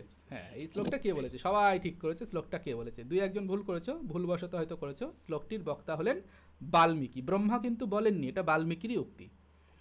রামায়ণের প্রাচীনতম টিকার নাম সবাই ঠিক করেছো, রামানুজীয় টিকা। রামানুজের প্রাচীনতম টিকা রামা, 2-1 ভুল করেছো, রামানুজীয় টিকা। রামায়ণের শবরী বৃত্তান্ত কোথায় দেখা হয়েছিল? শবরীর সঙ্গে কোথায় সেই জাম ফল না কি ফল খেয়েছিল শবরীর কাছ থেকে? কি খেয়েছিল? হ্যাঁ, কুল ফল। কুল কুল কুল। আচ্ছা আচ্ছা, তারপর কুল। আচ্ছা, তো সেটা অরণ্যকাণ্ডে হয়েছিল, কারণ অরণ্যে না গেলে তো এদের সঙ্গে সাক্ষাৎ কি করে হবে? একজন রাজার সঙ্গে যারা জঙ্গলে থাকে তাদের সঙ্গে সাক্ষাৎ তখনই হবে যখন তিনি অরণ্যে যাবেন। তো রামের কাহিনীগুলো একবার করে রিডিং পড়ে নেবে, রাম কাহিনী কোথায় কী রয়েছে, আর মহাভারতের প্রসিদ্ধ উপাখ্যানগুলি কোথায় কোথায় রয়েছে, 3-4টে পর্বে রয়েছে, বেশি না। আচ্ছা, পুরাণ এবং ভবতী যাস্কের বিখ্যাত উক্তি, পুরাতন জিনিস নতুন হয়েছে যেখানে সেটাই পুরাণ। আচ্ছা, আদি পুরাণ কোনটি? ব্রহ্মপুরাণ। কোনটি ভারবীর নাম বা উপাধি নয়? এই নয়টা কিন্তু একটু খেয়াল রাখবে, অনেক সময় চোখে পড়ে না। ভারবীর নাম বা উপাধি নয়, এখানে নারায়ণ স্বামী হচ্ছে তার বাবার নাম, সুতরাং এটা তার উপাধি নয়। তাছাড়া ছত্রভারবী, আতপত্র ভারবী এগুলো তার উপাধি। দামোদর তার নিজেরই নাম, সুতরাং এইগুলো সবকটাই তার নাম বা উপাধি বলা যেতে পারে। শুধু নারায়ণ স্বামীটা তার নাম বা উপাধি নয়, এটা পিতার নাম। আচ্ছা, সংস্কৃত নাটকের স্বাধীন উদ্ভব স্বীকার করেছেন কোন পাশ্চাত্য সমালোচক? মানে সংস্কৃত নাটক স্বাধীনভাবে, এই জায়গাতে কিন্তু একটা প্রশ্ন হতে পারে, হ্যাঁ, যে পুতুল নাচ থেকে নাটকের উৎপত্তি হয়েছে, কে স্বীকার করেছেন? পুতুল পিসেল, আমি এভাবে পড়তাম পুতুল পিসেল, প দুটোতেই, হ্যাঁ, পুতুল নাচকে পিসেল স্বীকার করেছেন। এই কোশ্চেনটা সোজা প্রশ্ন এবং ভালো প্রশ্ন, দিতেই পারে। আর স্বাধীন উদ্ভব স্বীকার করেছেন কারা, বা দৈব উৎপত্তিবাদ স্বীকার করেছেন কারা, এরকম কিন্তু প্রশ্ন হতে পারে। 2-3টে মত রয়েছে, সেগুলো একটু দেখে নেবে, একদম শুরুতেই পেয়ে যাবে। তো এটা উত্তর হবে সবাই, কিথ, লেভি, উইলসন সকলেই কিন্তু এটা স্বীকার করেছেন। হিতোপদেশ গ্রন্থের রচয়িতাকে, একদম সোজা প্রশ্ন দিয়েছি, এটা দেখে মনে বাবা এত সোজা প্রশ্ন, কিন্তু শেষে দেখা যাচ্ছে 50ও উঠছে না, তাহলে এটা নারায়ণ শর্মা। মুদ্রা রাক্ষস নাটকে রাক্ষসের মিত্র কে ছিল? রাক্ষসের মিত্র হলেন চন্দন দাস, চন্দন দাস হলেন মিত্র। মদন বিনোদ চরিত্র কোন গ্রন্থে রয়েছে? এটা একটু ডেপথের প্রশ্ন, একটু গল্পটা না পড়লে সাধারণত মনে থাকবে না। মদন বিনোদ শুকসপ্ততি কথা, খুব বিখ্যাত ভালো একটি গ্রন্থ। শুকসপ্ততি কথা গ্রন্থে ক্যারেক্টার, প্রধান ক্যারেক্টার, নায়ক চরিত্র। মনোভার্যা কোন রূপটি হবে? মনুর ভার্যা, এই কথাটা কিন্তু 2016-তে এসেছে, এই ধরনের প্রশ্ন, বা এই প্রশ্নটাই এসেছে। অপশানগুলো অন্যরকম ছিল, প্রশ্নটা অন্যরকম ছিল। এটা উত্তর সবকটাই হতে পারে, হ্যাঁ, সবকটাই হতে, মনু উং প্রত্যয় করেও হতে পারে। এখানে কিন্তু বলে দেয়নি যে মনুর মানবী ভার্যা, অমুক ভার্যা, তমুক ভার্যা, মানে কিছু বলে দেয়নি। মানে 3টে পদই হতে পারে, স্ত্রীলিঙ্গে 3টে পদই হতে পারে। ই প্রত্যয়, ইস প্রত্যয় কিছুই বলে দেয়নি, উং প্রত্যয় কিছুই বলে দেয়নি, শুধু বলেছে স্ত্রীলিঙ্গে কী হবে। স্ত্রীলিঙ্গে 3টেই হতে পারে। এই রবৌযুক্ত উদিতে, এটাতে দেখলাম অনেকে ভুল করেছে, এটা সন্ধির একটা সোজা প্রশ্ন। রবৌযুক্ত উদিতে রবা বুদিতে হয়, তা অনেকেই রবা বুদিতে টিক দিয়েছ, কিন্তু একটু বানানটা পড়ো। মুখস্থ মাথার মধ্যে ঘুরছে জানি, রবা বুদিতে সারা জীবন পড়ে এসেছো, কিন্তু বানানে দেখো বয় দীর্ঘ রয়েছে, তো বয় দীর্ঘটা তো দেখতে হবে। অন্ধের মতো গাড়ি চালালে তো অ্যাক্সিডেন্ট করতে বাধ্য, রক্তাক্ত হয়ে ফিরবে, চাকরি ছাড়া। সুতরাং বানান দেখতে হবে, একটু চোখ খুলে তাকাতে হবে। তাহলে বয় দীর্ঘটা কি হয়ে যাবে? বয় রস্যু। গুরু প্রণাম মন্ত্রে আছে না, চক্ষুর উন্মিলিতম যেন তস্মৈ শ্রী গুরবে নমঃ। চক্ষুর উন্মিলিতম, চক্ষুটাকে খুলতে হবে, সেই দায়িত্ব আমি রোজ চেঁচাই, চোখ খুলে তাকাও, চোখ খুলে তাকাও। হ্যাঁ, তো ওই চোখ খুলে তাকাতে হবে। রস্যু আছে না দীর্ঘ আছে? তাহলে এটা দীর্ঘ রয়েছে, ফলে হবে না। বাকিগুলো কি হবে? বাকিগুলোও হবে না। বাকিগুলো একটু পড়ে পড়ে যদি করো, লিখে লিখে করো, হবে না। লাস্টেরটা দেখো, লোপসাকল্যস্য সূত্রানুসারে আবের বয় হসন্ত লোপ পেয়ে যায়, শুধু আকার থাকে। রবা আলাদা করে উদিতে, লোপের পরে আর সন্ধি হয় না, রবা উদিতে এরকম হবে। সুতরাং এইটা লোপসাকল্যস্য অনুসারে কিন্তু রাইট। একটা স্বরসন্ধি থেকে দিয়েছি, সেই স্বরসন্ধিতেই ভুল করেছো। সোজা একদম সহজ সূত্র ছিল, মানে একদম সহজ উদাহরণ ছিল, তাতেই ভুল করেছে অনেকে। একং ড্যাশ যোধয়তি প্রাকরস্থ ধনুর্ধর, অনেকে মনুসংহিতা সোজা প্রশ্ন করে করে পড়ে এসেছো। যদি লাইন তুলে দেয়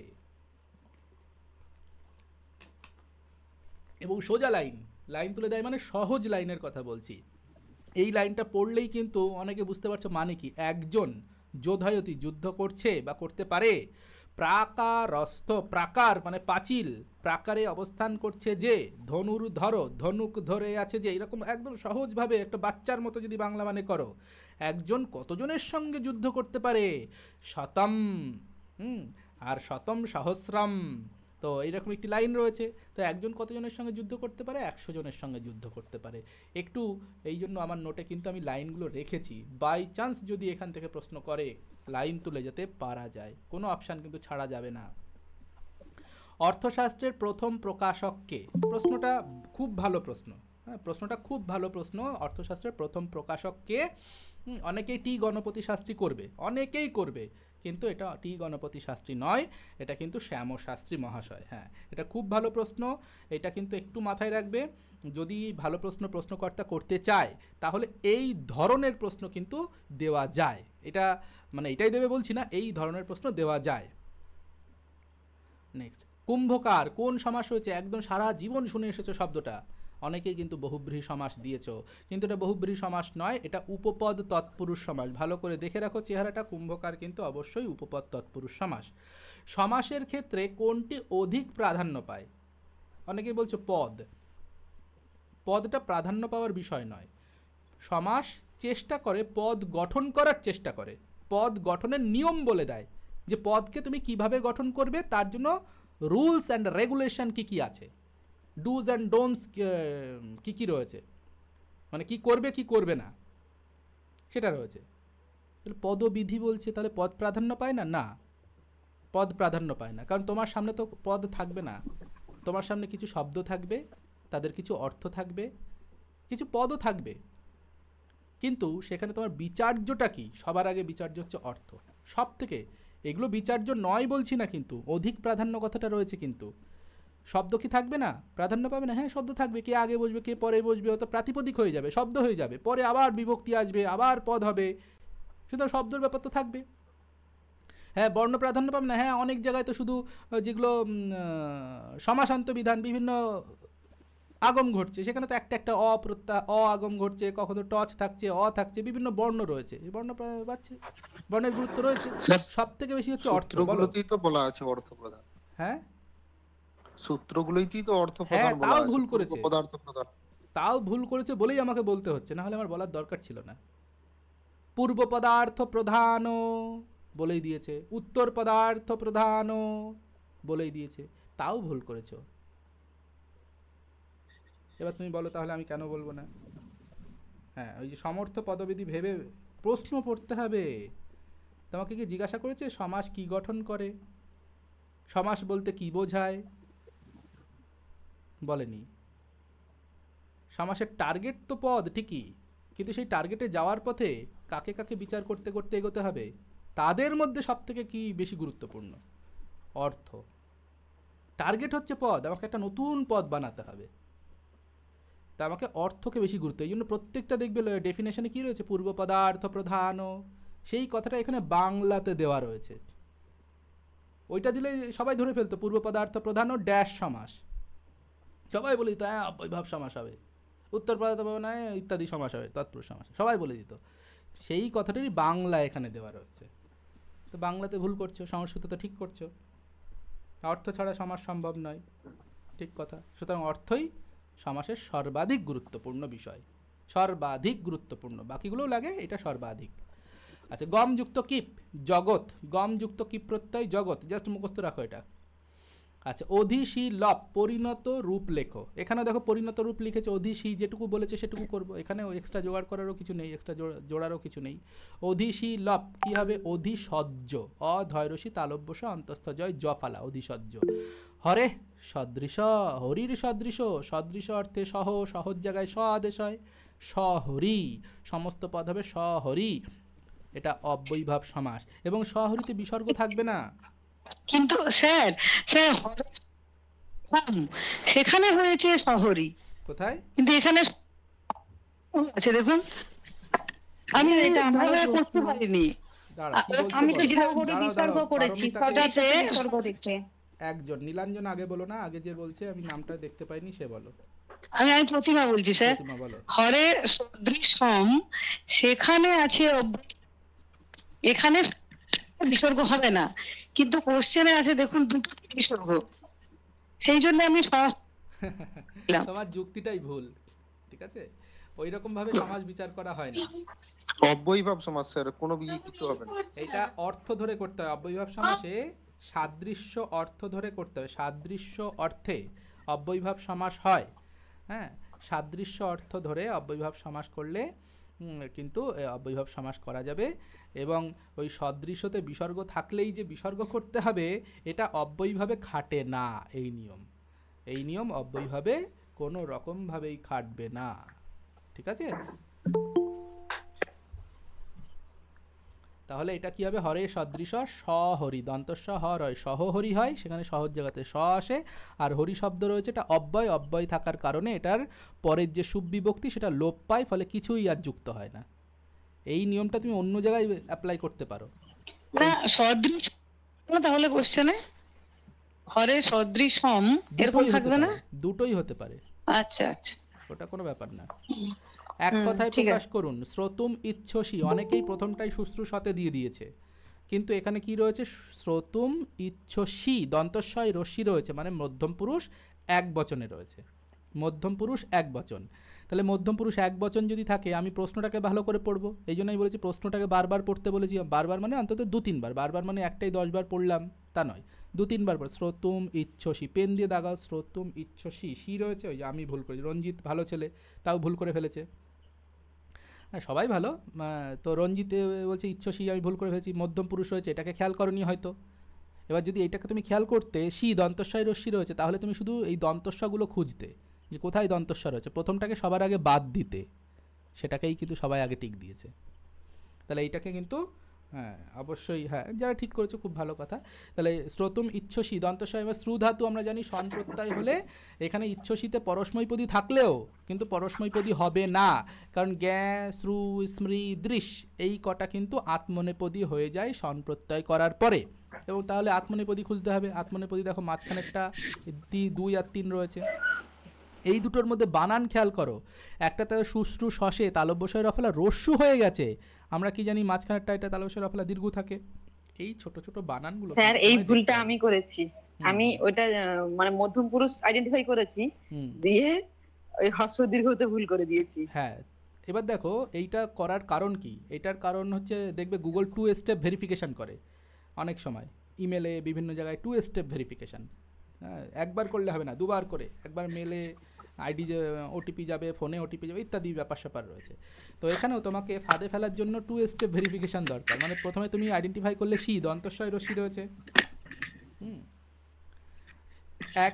প্রথম কথা হচ্ছে দন্তস্বয় রস্যি দেওয়ার পর আবার বানানো ভুল করেছে, এইটা হচ্ছে 2 স্টেপ ভেরিফিকেশান। মানে তোমাকে ডবল ভুল খুঁজতে হবে এর ভিতরে, যে আর কোনো ভুল নেই তো।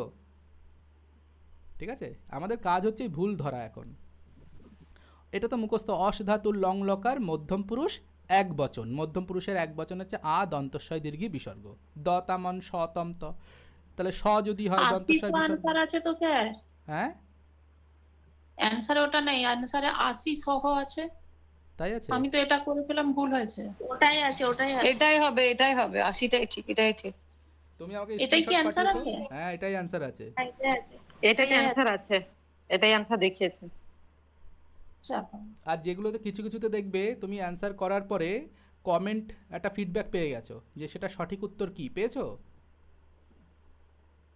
হ্যাঁ স্যার, স্যার ওটা ভেঙে বোঝানো আছে। হ্যাঁ স্যার, ওখানে কিভাবে হয়েছে বোঝানো আছে। হ্যাঁ, যেগুলোতে দরকার সেগুলোতে বলে দিয়েছি। তাহলে দি ক্লিব প্রথমা।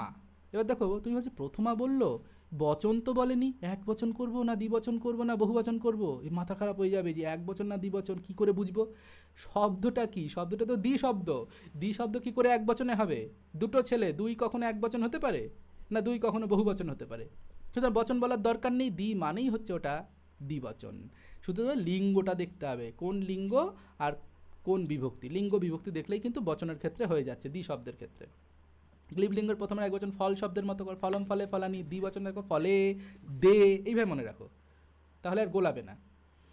আচ্ছা, নেক্সট একাদশীম উপবসন্তি নিরম্বু ভক্সা। এটা নিয়ে এখনও ছেলে মেয়ের মধ্যে সমস্যা রয়েছে। একাদশীতে উপবাস করছে নিরম্বু ভক্সা, যে বললেন স্যার, শুনতে পাইনি কি কোনটা? হ্যাঁ স্যার, ওটা কি করে ধরবে আপনি বলে দিন। ডেটা একাদশীম না স্যার, ডেটা দে যে ক্লিবলিঙ্গ বললেন ওটা কোন বচন হবে? যে কোনো সর্বনাম শব্দ, যে কোনো সর্বনাম শব্দ নর ফল লতা সঙ্গে মিলিয়ে পড়বে। পুংলিঙ্গ হলে নরর সঙ্গে মিলিয়ে পড়ো, ক্লিবলিঙ্গ হলে ফলের সঙ্গে মিলিয়ে পড়ো, স্ত্রীলিঙ্গ হলে লতার সাথে মিলিয়ে পড়ো। মিলিয়ে মিলিয়ে পড়ো, দেখবে 80% এক হবে, 70-80% এক হবে। হ্যাঁ, মানে প্রথম আর দ্বিতীয়ার ক্ষেত্রে বলছি, আর কিছু কিছু হয়তো আলাদা হবে। ফলে ওই মিলিয়ে পড়লে দেখবে দুটোর সঙ্গে অনেকটা সিমিলারিটি পাচ্ছ। ফল শব্দ দেখো ফলম ফলে, দি এই যে দে দয় বাই একার ক্লিবলিঙ্গে, পুংলিঙ্গে দেখবে নরৌ দ্বিবচনে থাকে, পুংলিঙ্গেও দৌ, এইভাবে বললাম। নেক্সট, একাদশীম উপবসন্তি নিরম্বু ভক্সা, একাদশীতে উপবাস করছে যে জল না খেয়ে রয়েছে সেই নারীরা, জল না খেয়ে নারীরা উপবাস করছে। তাহলে একাদশীম, এখনও অনেকের মাথায় এই চিন্তা রয়েছে অভুক্তর্থস্য ন, এই সূত্র অনুসারে বোধহয় এইটা হয়, কিন্তু অভুক্তর্থস্য ন সূত্রে এটা হয় না, বহুবার আলোচনা করেছি। অভুক্তি যদি বোঝায় তাহলে হবে না, কি হবে না? উপবসন্তি এই সূত্রের প্রয়োগ, মানে উপান্নধ্যাং বস এই সূত্রের প্রয়োগ হবে না, ওই সূত্রকে আটকে দিল, নিষেধ করলো। এই সূত্রে কখনো বলেনি দ্বিতীয়া বিভক্তি হবে, এই সূত্রে কখনো বলেনি অপাদান অধিকরণ কারক হবে, কিছুই বলেনি, এটা বিধিসূত্র নয়, এটা নিষেধ করেছে শুধু। সুতরাং এই সূত্রে কিছুই হয় না। এসএসসিতে তোমাকে যদি দেয় এখানে উপান্নধ্যাং বস সূত্রের প্রয়োগ হয়নি কোন সূত্রে, তখন অভুক্তর্থস্য না, কিন্তু সেরকমও দেবে না। এটার বাক্যটার মানে কি? একাদশী জুড়ে উপবাস করছে, একাদশী ততক্ষণ জল না খেয়ে রয়েছে, হ্যাঁ এখনও শেষ হয়নি, হ্যাঁ একাদশী যতক্ষণ চলছে ততক্ষণ এরা জল না খেয়ে রয়েছে, এই রকম ব্যাপ্তি বোঝাচ্ছে। সারাদিন একাদশী, সারাদিন না খেয়ে রয়েছে, সারাদিন উপবাস করছে, না খেয়ে থাকা বোঝাচ্ছে।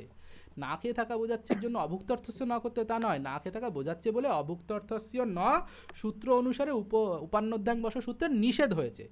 উপান্নধ্যাং বস এখানে প্রযুক্ত হতে পারবে না। তাহলে কে প্রযুক্ত হবে?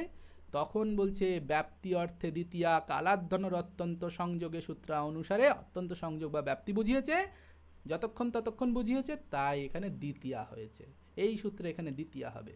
একটা খুব ভালো এক্সাম্পল এটা। নৃসিংহায় নমস্কুর্ম, সব প্রসিদ্ধ এক্সাম্পল, তাও ভুল করেছো, হ্যাঁ অনেকেই ঠিক করেছো, যারা 55+ পেয়েছো অনেকেই ঠিক করেছে। নৃসিংহায় নমস্কুর্ম, এখানে প্রযুক্ত সঠিক সূত্র কোনটি?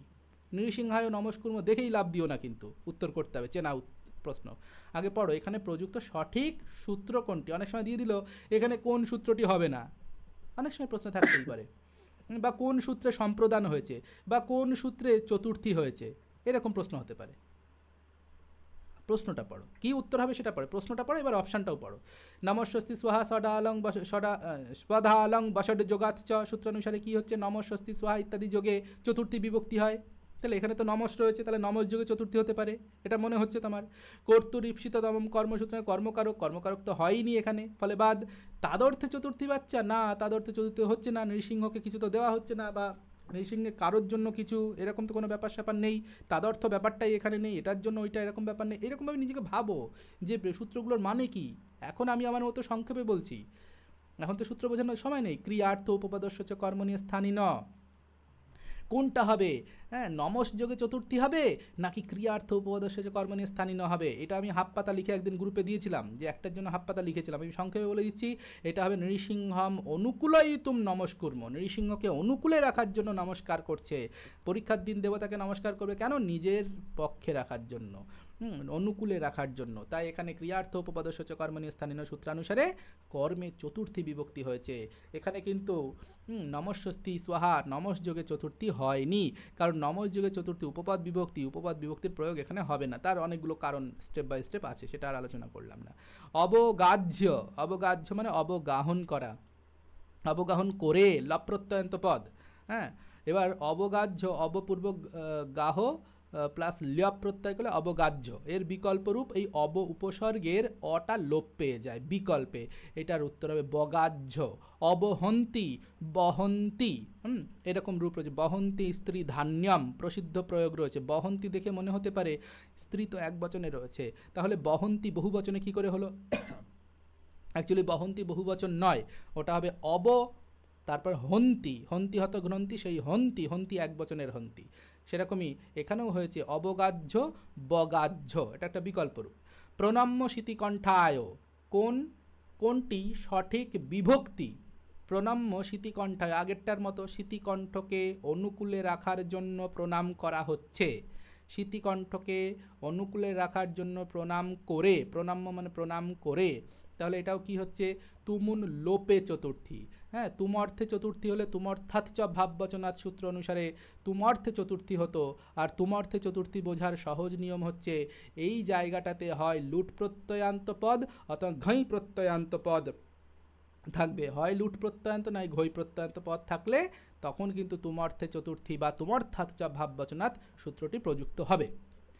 আচ্ছা, ছাত্রটি স্যার এই লাইনটা বাংলা মানে কি হবে?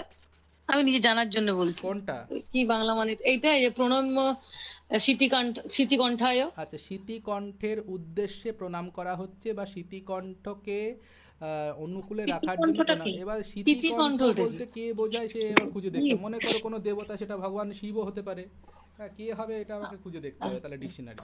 হ্যাঁ স্যার, শিব স্মৃতিকণ্ঠ। হ্যাঁ স্মৃতিকণ্ঠ, এইরকম কণ্ঠবান লোক একজনই আছে হ্যাঁ দেবতা মণ্ডলে, ওইরকম কণ্ঠের। আমি তো মানেটা বুঝতেই পারছিলাম না। হ্যাঁ এইগুলো হচ্ছে প্রসিদ্ধ প্রয়োগ, এইগুলো প্রসিদ্ধ প্রয়োগ। এই প্রয়োগগুলি সত্যনারায়ণ চক্রবর্তী বইয়ের একদম লাস্টে এরর কারেকশন বা জাস্টিফিকেশন বলে একটা জায়গা রয়েছে, সেখানে এই উদাহরণগুলো দেওয়া রয়েছে, যেগুলো প্রসিদ্ধ প্রয়োগ, দেখলে মনে হয় ভুল কিন্তু সেগুলো ঠিক, সেইগুলোর আলোচনা সেখানে দেওয়া রয়েছে। আমি সেখান থেকে তুলেছি, আমি কোথার থেকে প্রশ্ন তুলি সেটাও বলে দিই যাতে একবার দেখে নিতে পারো, যদি কারোর মনে হয় দেখতে পারো, এটার আলোচনা ওখানে পেয়ে যাবে। আচ্ছা, তাহলে এটা কি হলো? তুম অর্থে এই তুমুন লোপে চতুর্থী, অনুকূলয়িতুম এই পদটির লোপে চতুর্থী হয়েছে। ছাত্রটি শিক্ষিকাকে বারবার প্রশ্ন জিজ্ঞাসা করছে, সঠিক অনুবাদ কি হবে? ছাত্রটি শিক্ষিকাকে বারবার প্রশ্ন জিজ্ঞাসা করছে, তাহলে তো বারবার আছে, তাহলে এই বারবার মানে বারবার হলে ও বারবার মানে তো নাপিত, আরে না না এই নাপিত সে নাপিত নয়, এই বারবার সেই বারবার নয়, তাহলে বারবার বোঝালে কি হবে? জং প্রত্যয় হবে, এইভাবে বুঝতে হবে। বারবার হলে হ্যাঁ জং প্রত্যয় করতে হবে। তাই জং প্রত্যয় কি থাকে?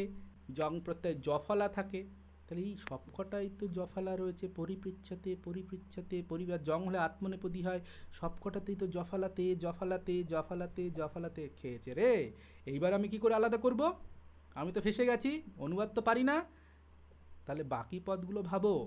জং প্রত্যয়ান্ত পদ যদি মুখস্থ না থাকে বাকি পদ তো ভাবতে পারো, বাকি পদে কোথাও না কোথাও তো ভুল থাকবে, চারটেই তো সেম পরিপৃচ্ছতে দিতে পারবে না, কোথাও না কোথাও তো গন্ডগোল পাকাবেই পাকাবে, তাই না? এই একটা পরিপৃচ্ছ ত পেয়েছি, পরিপৃচ্ছ তে নেই, এখানে ত দিয়েছে, একটা পেয়েছি, এইটাকে আগে বাদ দাও। যেই দেখলে তে তো নেই, আত্মনেপদী প্রথম পুরুষের এক বচন করতে হবে, নেই এটা, তো এইটা অপশান তোমার আউট হয়ে গেল তোমার সিলেবাস থেকে, তোমার সিলেবাস থেকে এটা কেটে দিতে হবে, মানে তোমার প্রশ্নের সারণী থেকে বাদ।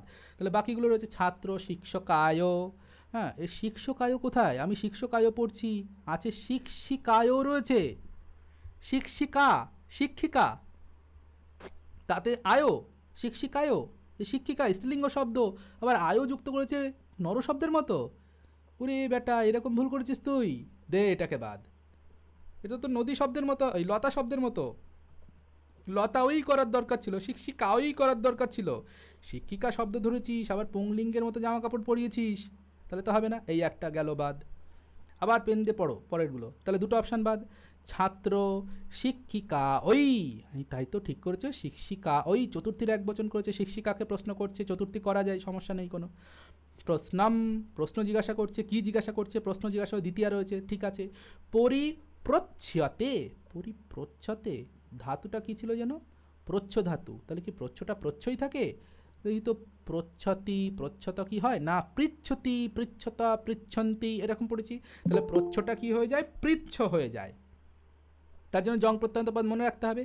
তাহলে পরিপ্রচ্ছতে, দেখো জং প্রত্যয়ান্ত পদ যদি মুখস্থ রাখো এটা তুমি ধরে ফেলবে, যেটাও হবে না, তাহলে পরিপ্রচ্ছ পয়রা ফলাটাও হলো না। এইভাবে দেখো তিনটে অপশান পরপর পরপর বাদ হয়ে গেল।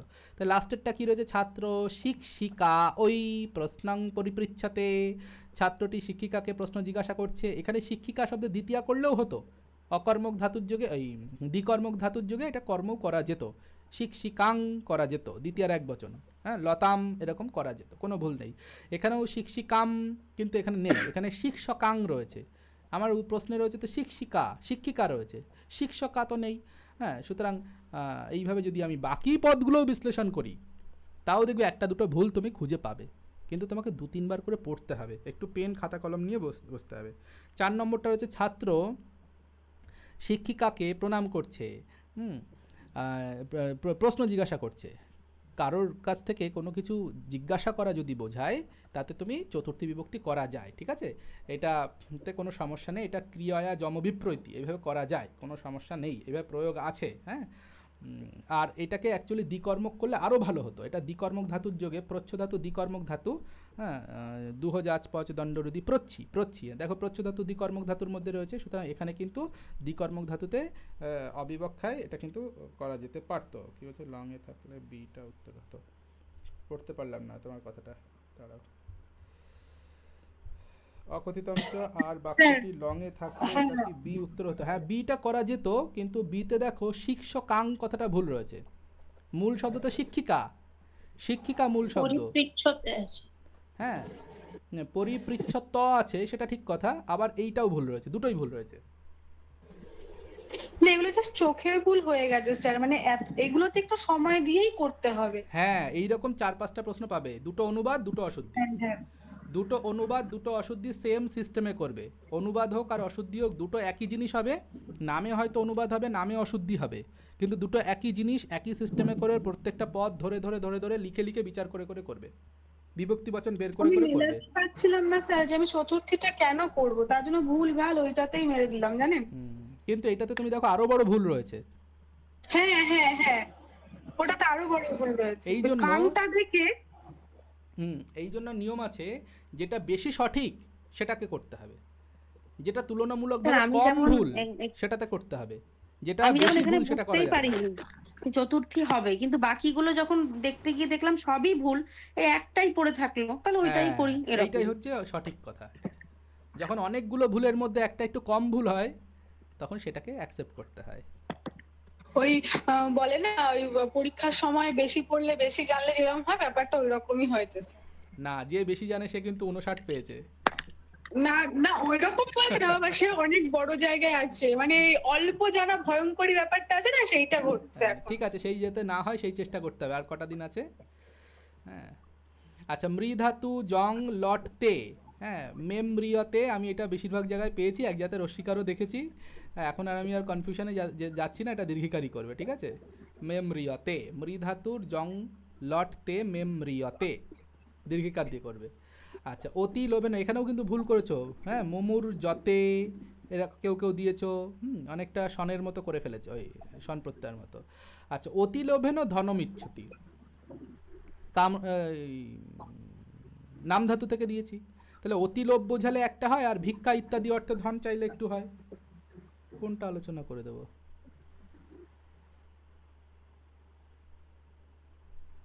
কোনটা আলোচনা করব? কে একজন লিখেছো আলোচনা করে দিতে?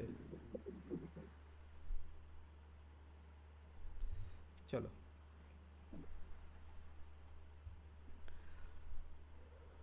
অতিলোভেন ধনমিচ্ছতি, অতিলোভ যদি বোঝায় বা লোভবশত ধন যদি চায় তখন কি হয়, ধনটা হয়ে যায় ধনা। হ্যাঁ, তাহলে ধন যদি ধনা হয়ে যায় তাহলে তারপরে নিচ কাম ধনায়তি, কাম্যচ কি কি প্রত্যয় হয়েছে? কচ প্রত্যয় হয়েছে তো, কচ প্রত্যয় হয়েছে স্যার। হ্যাঁ, কচ প্রত্যয়। কাম্য চলে কাম্য থাকতো, কাম্য এখানে হবে না, তাহলে ধন যুক্ত কচ করলে হয়ে যায় ধনটা হয়ে যায় ধনা। ধনায়তি আর ধনীয়তি দুটো রূপ হয়, কখন হয় দেখে নেবে। উদক শব্দ সেম হয়, কিছু চেঞ্জেস হয়। ক্রিযুক্ত সানজ এই পর্যন্ত দিলে সবাই পারত, ক্রিযুক্ত সানজ। আমি আগেই প্রত্যয় করানোর সময় বলেছি দুটো প্রত্যয় একসঙ্গে দিয়ে প্রশ্ন হতে পারে, যেটা কঠিন প্রশ্ন করবে সেটা দুটো প্রত্যয় একসঙ্গে দিয়ে প্রশ্ন হতে পারে।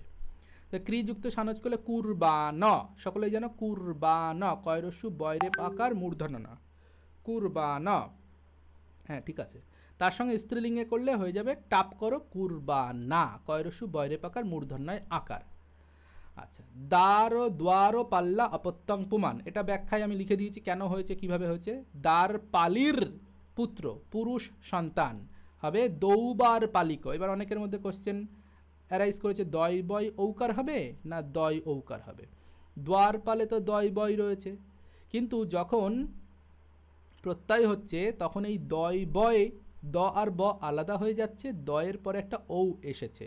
এখানে ফিডব্যাকে দেখবে লেখা রয়েছে, এই যে যখন ফিডব্যাক পেয়েছো এখানে দেখবে পরিষ্কার লেখা রয়েছে দ ঔ, হ্যাঁ, বটা আলাদা হয়ে গেছে, তার মাঝখানে ঢুকেছে। এইভাবে হচ্ছে দৌবার পালি মূল শব্দ, তারপরে ঠই, তারপরে হচ্ছে ইক, ঠকের ইক আসছে, মানে ইক মানে ইক আসছে, তাহলে ইক আসলে দৌবার পালি ক পুংসু দিয়েছে। এইভাবে কিন্তু এই ব্যাখ্যাটা তোমরা পেয়ে গেছো এখানে। নেক্সট, গঙ্গায় অপত্যং পুমান, এটা কিন্তু গাঙ্গ হয় গাঙ্গেয় হয়, দুটোই হয়। এইবার অপত্যং পুমান যখন দিয়েছে তখন এটা পুংলিঙ্গে বলে দিয়েছে, তার মানে পুংসু করতে হয়। পুমান মানেই হচ্ছে পুংলিঙ্গ প্রথমার এক বচন, পুমান মানে পুংলিঙ্গ প্রথমার এক বচন। তাহলে পুংলিঙ্গ প্রথমার এক বচন করলে আমাকে বিসর্গ দিতেই হবে পুংলিঙ্গে পুংসুতে, নরশব্দের মতো যদি করি তাহলে গাঙ্গেয় পুংসু হয়েছে। বাকিগুলো তো আছে না, দ্বিতীয়টাই নেই, তৃতীয়টাই নেই, শেষেরটা আছে গঙ্গেয় হয়েছে। ঢক প্রত্যয় করলে গাঙ্গেয় হয়, আদিস্বরের বৃদ্ধি ঘটে, গাঙ্গটাও হয়, কিন্তু সেখানে একটা বিসর্গ থাকার দরকার ছিল, নেই, সুতরাং সেটাও হবে না। প্রথমটাই উত্তর, ঢক প্রত্যয় করে। অন প্রত্যয় করেও কিন্তু হয়। আচ্ছা, লক্ষ্মীযুক্ত মতুপ, সকলেই জানো লক্ষ্মীযুক্ত মতুপ করলে বত, বত হয় হসন্ত, মত কিন্তু হয় না, লক্ষ্মী বত হয়। তারপরে আবার বলেছে পুং, পুংলিঙ্গ, টা, টা আবার কোথার থেকে এলো? টাপ প্রত্যয় শুনেছ, কিন্তু টা কোথার থেকে আসে? এইবার সুব বিভক্তি আছে, সু ঔ জস ঔ শস টা ভ্যাম্বিস টা, তৃতীয়ার এক বচনে হয়। তাহলে টা দিয়ে দিয়েছে, তৃতীয়ার এক বচন দেয়নি, তাহলে টা মানেই তৃতীয়ার এক বচন। তাহলে মূল শব্দটা কি পেলে? লক্ষ্মী মত, না লক্ষ্মী বত, মত এখানে হবে না, উপধাতে ম থাকার জন্য এরকম একটা নিয়ম আমরা পড়েছিলাম। তো যাই হোক, লক্ষ্মী বত হলো, এবার তৃতীয়ার এক বচন করো, লক্ষ্মী বতা, ধাবত ধাবতা, গচ্ছত গচ্ছতা, সব ক্লিবলিঙ্গ শব্দ, পুংলিঙ্গ শব্দ, ব্যঞ্জনান্ত শব্দ দেখবে তৃতীয়ার এক বচন আ, আ এ অ ই, সব ব্যঞ্জনান্ত শব্দ দেখবে এই নিয়মটা চলছে। তৃতীয়া, চতুর্থী, পঞ্চমী, ষষ্ঠী, সপ্তমী, 3 4 5 6 7 আ এ অ ই যুক্ত করে দিলে হয়ে যায়, হয়ে যাবে লক্ষ্মী বতা। লক্ষ্মী বত থেকে লক্ষ্মী বতা, এরকম হয়ে গেল। নেক্সট রয়েছে পরের প্রশ্ন, বর্ষাতে প্রেমিকার মন ঘরে থাকতে চায় না, কেন? একটু বাইরে বেরিয়ে ফুচকা ফুচকা খেতে চায়, অন্য কিছু ভেবো না। কিন্তু বর্ষাতে প্রেমিকার মন ঘরে থাকতে চায় না, তো এখন যদিও বর্ষাকাল নয়, এখন পরীক্ষার কাল এখন। তো বর্ষা, প্রথম শব্দ বর্ষা, সকলেই জানো বর্ষা নিত্য বহুবচনান্ত শব্দ, স্ত্রীলিঙ্গবাচক শব্দ। নিত্য বহুবচনান্ত, তাহলে আগে দেখবো কোথাও এক বচনে করেছি কিনা। বর্ষা সময়ে, সময় শব্দ বা কিছু যুক্ত হলে তখন আবার এক বচনে হয়, এই একটা পাওয়া গেছে বর্ষায়াম, এইটা এক বচনে করেছে। এই একটা ভুল পেয়েছি মানে আউট, ছোট্ট ভুল পেয়েছি মানে বেরিয়ে যা ঘর থেকে, ঝগড়া বাঁধানোর কৌশল। ছোট্ট একটা ভুল পেয়েছে, ওটাকে ইস্যু করে বড় বানাতে হবে। এই একটা ভুল পেয়েছে মানে ওটাকে আউট করে দাও, তাহলে বাকি তিনটে রয়েছে। আচ্ছা হ্যাঁ, একটু মজা করি। প্রেমিকার মন, প্রেমিকার মন, তাহলে প্রেমিকা শব্দ ধরতে পারো, এবার সেটা ধরার তোমার জায়গা নেই, কারণ এখানে অলরেডি দিয়ে দিয়েছে, প্রেয়সী শব্দ দিয়েছে। প্রেমিকা শব্দ মানে প্রেয়সী।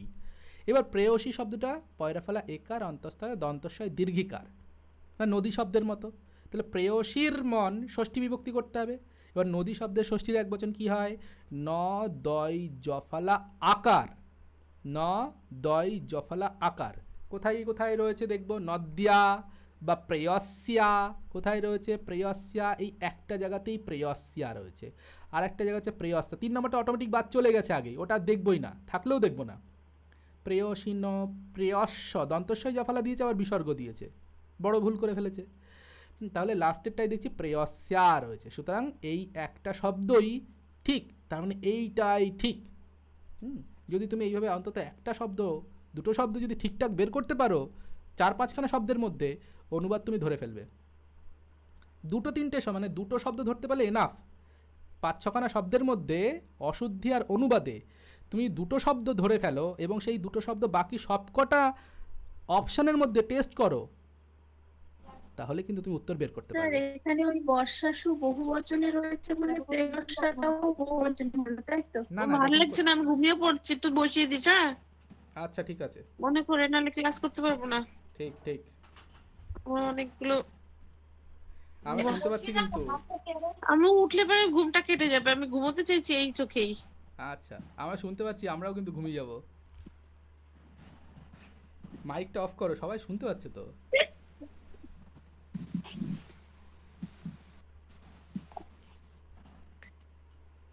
চলো ঠিক আছে।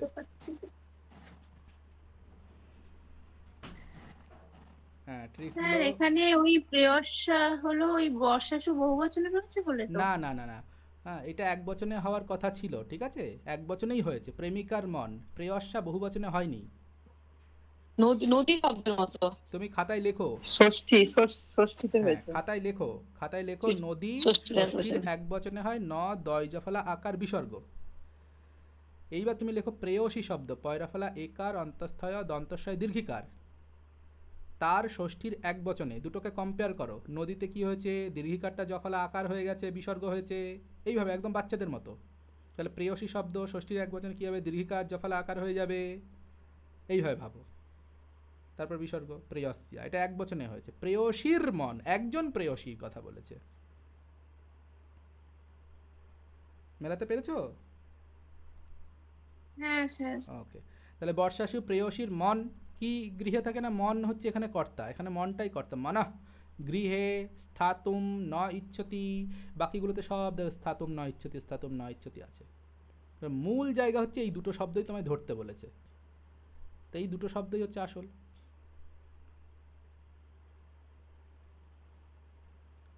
আর কটা, আর 4-5টা আছে।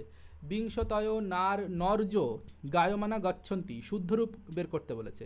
শুদ্ধরূপ কী হবে, বিংশতি শব্দ সবসময় এক বচনে হয়, বিংশতি শব্দ এক বচনে হবে, বিশেষণ যাই হোক না কেন, বিশেষণ পুংলিঙ্গ স্ত্রীলিঙ্গ দ্বিবচন বহুবচন যাই হোক না কেন এক বচনে হবে। ফলে এক বচনে কোনটা রয়েছে, একমাত্র লাস্টেরটা দেখো এক বচনে রয়েছে, আর তার আগেরটা বিংশতিতে দীর্ঘিকার দিয়েছে, ফলে এটাই উত্তর। ব্যাস, উত্তর হয়ে গেল। কিন্তু এই একটাকে তুমি ঠিক করতে পেরেছো, একটা শব্দ জানো, আর কোনোগুলো না দেখলেও হবে। আচ্ছা, নর্য আছে, নর্যটা হবে নার্য, নারী শব্দের প্রথমার বহুবচন হচ্ছে নার্য। গায়ন্ত্য, গৈ ধাতু শত্রী প্রত্যয় করলে হয় গায়ত, তার প্রথমার বহুবচনে হয় গায়ন্ত্য। হ্যাঁ, গায়ন্তী শব্দ স্ত্রীলিঙ্গে হয়েছে গায়ন্তী, নয়তয় দীর্ঘিকার, গায়ন্তী ইপ করে গায়ন্তী হয়েছে, তার প্রথমার বহুবচন নদ্য, এরকম হয়েছে গচ্ছন্তি। ভবান জানাসি দেবদত্তস্য মহিমাম, এটাও শুদ্ধরূপ করতে বলেছে। আমরা প্রত্যেকটা পদ ধরে করে ভবান ভবান ভবান, হ্যাঁ ভবান ঠিকই রয়েছে, ভবতা, এটা ভবতা তোমার দ্বারা জানা হয়, আবার এটা ভুল রয়েছে, এই ভবতা করে ফেলেছে। হ্যাঁ, এবং জানাতি করেছে, ভবতা জানাতি তো কখনোই হবে না। মানে একটা ভবতা করেছে, বাচ্য চেঞ্জ করার কথা ভেবেছে, অথচ ক্রিয়াপদের বাচ্য চেঞ্জ করেনি, মানে ক্রিয়াপদকে সেই বাচ্য নিয়ম অনুসারে করেনি, তাহলে এটা বাদ।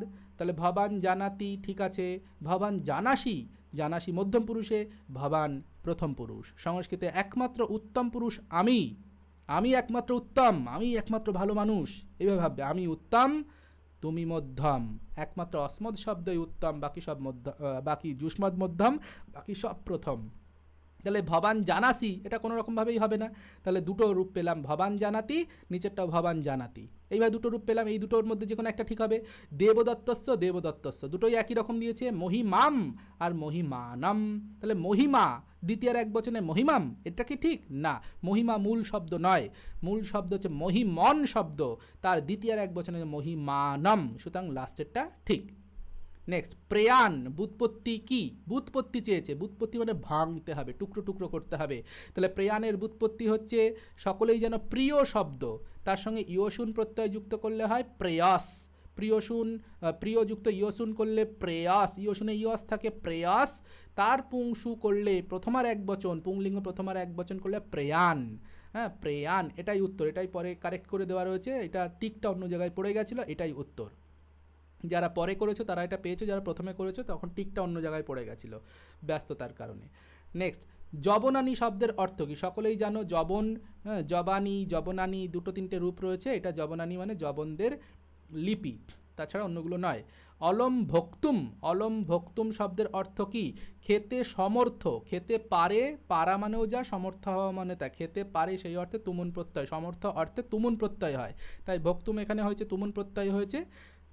সুতরাং বাক্যটার মানে হচ্ছে অলং ভক্তুং মানে খেতে পারা বা সমর্থ হওয়া। শ্রিয়াম, শ্রিয়াম পদের ব্যুৎপত্তি কি?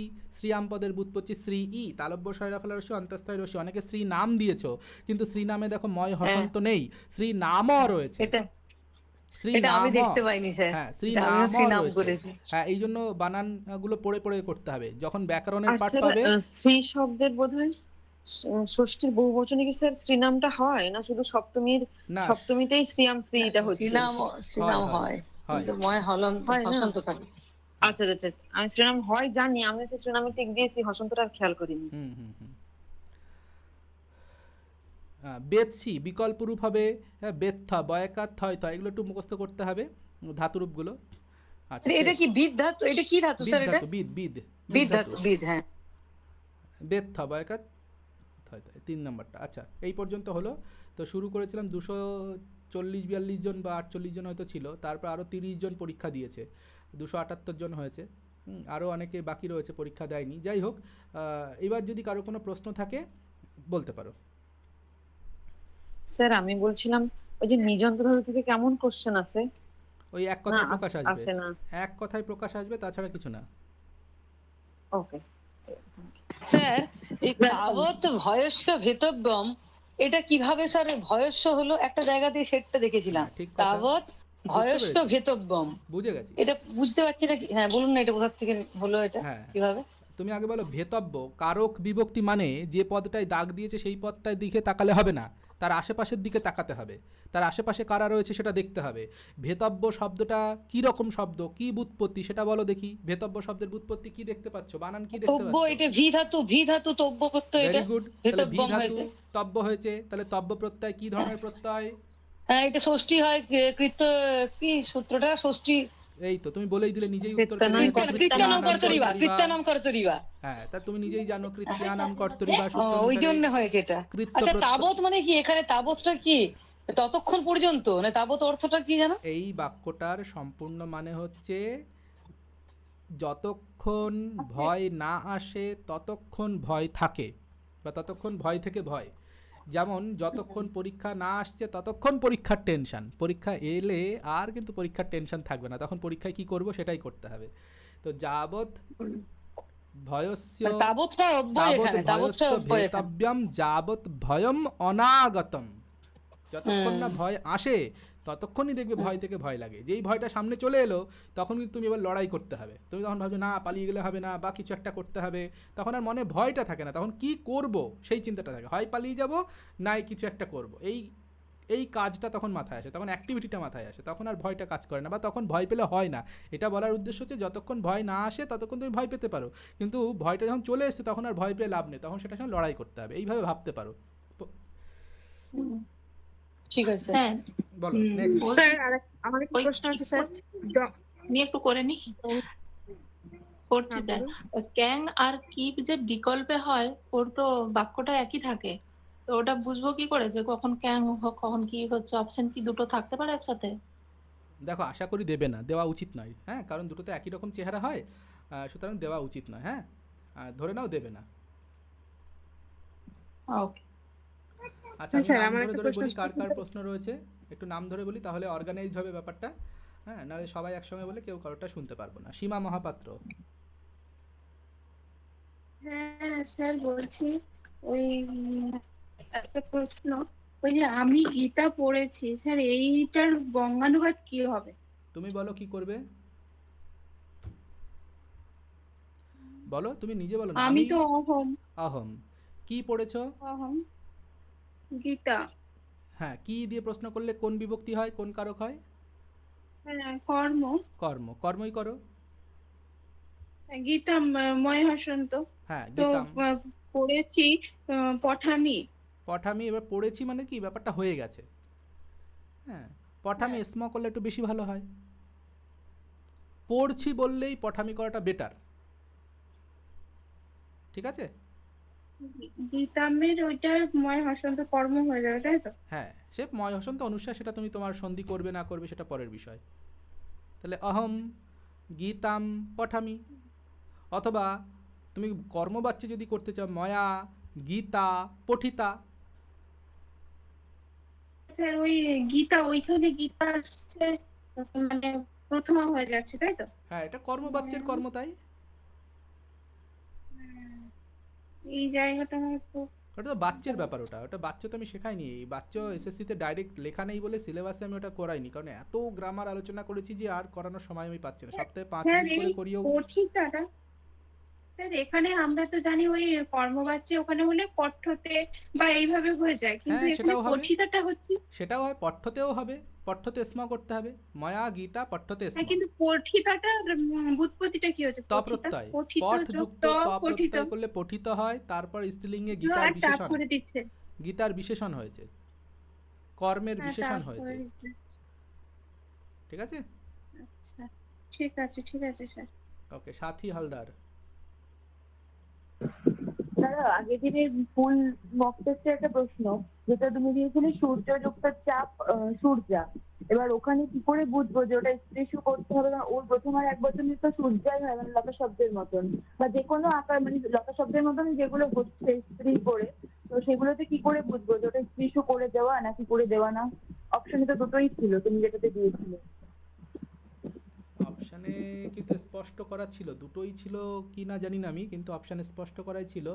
শোনো, কি করে বুঝবো ওই কথাটা হয়তো আসবে না, তার কারণ হচ্ছে যে যদি তোমাকে বলে দেয় যে পদ গঠন করো বা পুংসু বা স্ত্রীসু বলে দেয় বা স্ত্রীলিঙ্গ বলে দেয়, তাহলে প্রথম আর এক বচনে সেই সূর্যাই থাকবে, লতার মতো হবে, লতার এক বচনে যা হয় তাই।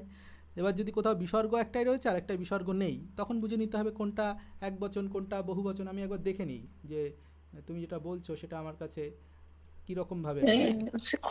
স্যার আমারও এটা প্রশ্ন, চাপ আর টাপ এই দুটো প্রত্যয় আর অং আর ঠয় এই দুটো প্রত্যয় আমারও গুলিয়ে যায়, বুঝতে পারছি না ঠিক। এখন আমি শেখাতে পারবো না, আর দুদিন আছে, এখন আমি কত শেখাবো? না একটু তারই মধ্যে চাপ আর টাপটা কোনখানে করবো? একই তো দুটোই।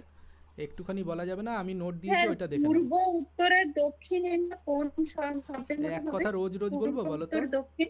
আচ্ছা বলছি, দাঁড়াও একটু পরে দাঁড়াও, এটা খুঁজে নিই। ঠিক আছে, আপনি খুঁজুন।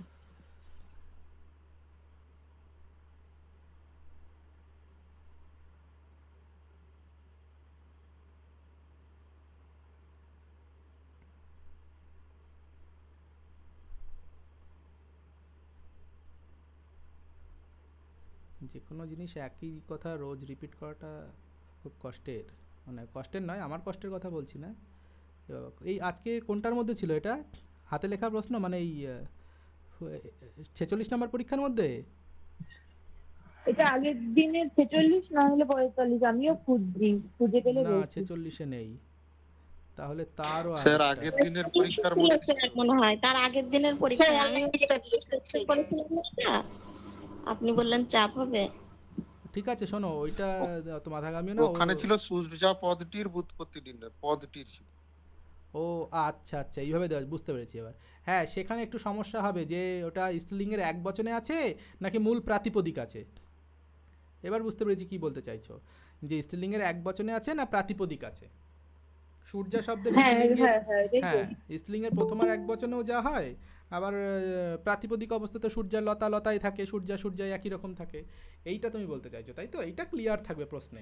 হ্যাঁ এটা প্রশ্নে ক্লিয়ার থাকবে, ওটা নিয়ে কোনো সমস্যা। আসলে চাপ করতে তো শুধু একটাতেই হচ্ছে ওইটাই। আচ্ছা হ্যাঁ, ছেড়ে দাও ওগুলো, ছেড়ে দাও। বাকি যদি আর কিছু প্রশ্ন থাকে, আরেকজন কি একটা প্রশ্ন করলে যে পূর্ব উত্তর আর দক্ষিণ।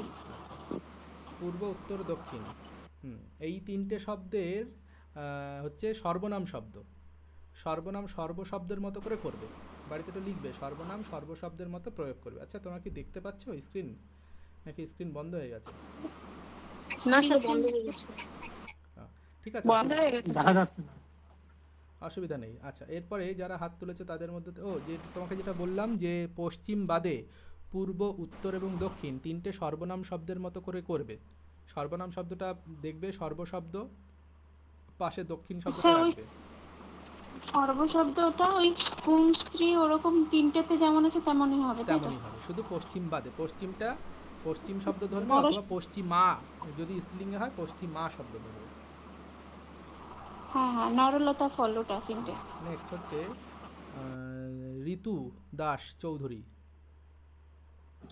হ্যাঁ স্যার, বলছিলাম যে জঙ্গম মতে এই জঙ্গপ্রত্যয়ের ক্ষেত্রে অতিশয়ন গচ্ছতি, পুনঃ গচ্ছতি আর কুটিলং গচ্ছতি তিনটেই একসাথে হবে তো? মানে তিনটেই হবে তো? মনে তো হয় তিনটেই, কিন্তু আমাকে আরেকবার দেখতে হবে। কেউ বলবে এই বিষয়ে? পুনঃ গচ্ছতি গচ্ছতি হয় মনে হচ্ছে তো, হয় না স্যার? পুনঃ গচ্ছতি কুটিলং গচ্ছতি হয়। হ্যাঁ গচ্ছতি তো হয় না। হ্যাঁ ঠিক, এটা ঠিকই বলে, কারণ আমি একটা উদাহরণ এরকম দিয়েছিলাম যে চর ধাতু, কিছু কিছু ধাতু রয়েছে সেই ধাতুতে পৌন অর্থে হয় না, সেইগুলো শুধুমাত্র ভৃশাম হ্যাঁ বা কুটিলাম এইরকম অর্থে হয়। তো সেই ধাতুর কিন্তু একটা লিস্ট আমি করিয়েছিলাম, এখন সবকিছু আমার পারফেক্ট হ্যাঁ মনে স্যার, এটা হয় না, আপনি একদিনকে বলেছিলেন এটা।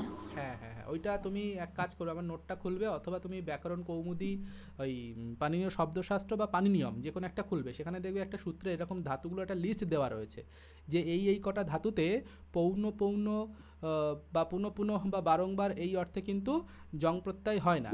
হ্যাঁ, ওইগুলো প্রভূত অর্থে, গর্হিত অর্থে, এইরকম কিছু অর্থে হয়। ঠিক আছে, নিন্দা অর্থে, এরকম কিছু অর্থে হয়। ঠিক আছে স্যার। সুস্মিতা সরকার। হ্যাঁ হ্যালো স্যার, বলছি যে ধাতুকের যে একবার বলেছিলেন না কোনগুলো একটু পড়লেই হয়ে যাবে, যদিও আপনি যতগুলো লিস্ট দিয়েছেন সব মুখস্থ করেছি, কিন্তু অতগুলো মনে থাকে না তো এক সময়, একটু কমন দিলে ভালো হয়। কোনটা? ধাতুরূপের। ধাতুরূপের, আচ্ছা ধাতুরূপের, হ্যাঁ হ্যাঁ, একটুখানি জাস্ট বলে দিন, মানে যেগুলো দিয়েছেন ওগুলো সব পড়েছি, এবং আরো এক্সট্রা তো পড়তেই হয়। অদাদিগণী ওটা ভালো করে পড়ো। সবই পড়া আছে। হ্যাঁ, অদাদিগণ, অদাদিগণটা একটু কঠিন তো, ওইটা বারবার পড়ো। আচ্ছা। এবং ওখানে ম্যাক্সিমাম ইম্পর্টেন্ট আর ধাতুগুলো বলছি যে, রয়েছে।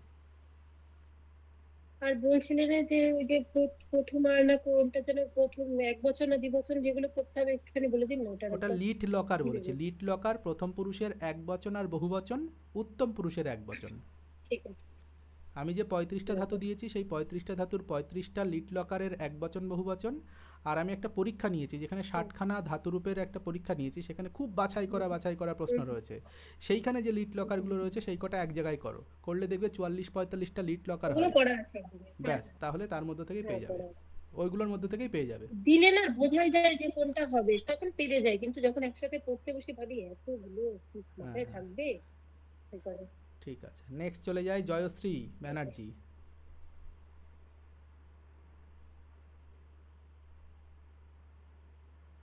হ্যালো, হ্যাঁ বলো। বলছি স্যার ওই যে ওই ছাত্রটি শিক্ষককে বারবার প্রশ্ন জিজ্ঞাসা করছে, স্যার ওইটাই চতুর্থী কেন হলো? আচ্ছা, এইটা চতুর্থী করা যায়। হ্যাঁ, শিক্ষককে প্রশ্ন জিজ্ঞাসা করছে, ক্রিয়া যমবিপ্রতি অনুসারে করা যায়। ঠিক আছে, সম্প্রদানে চতুর্থী করা যায়। ও, ওই জন্যই চতুর্থী হয়েছে ওখানে। হ্যাঁ, তবে ওটা চতুর্থী না করে ওটা যদি অকথিতম চ সূত্র অনুসারে কর্ম করা হতো ওটা আরো বেস্ট হতো। কিন্তু অপশনটা ওখানে ভুল ছিল তো, বাকি অপশন তিনটেই ভুল আছে।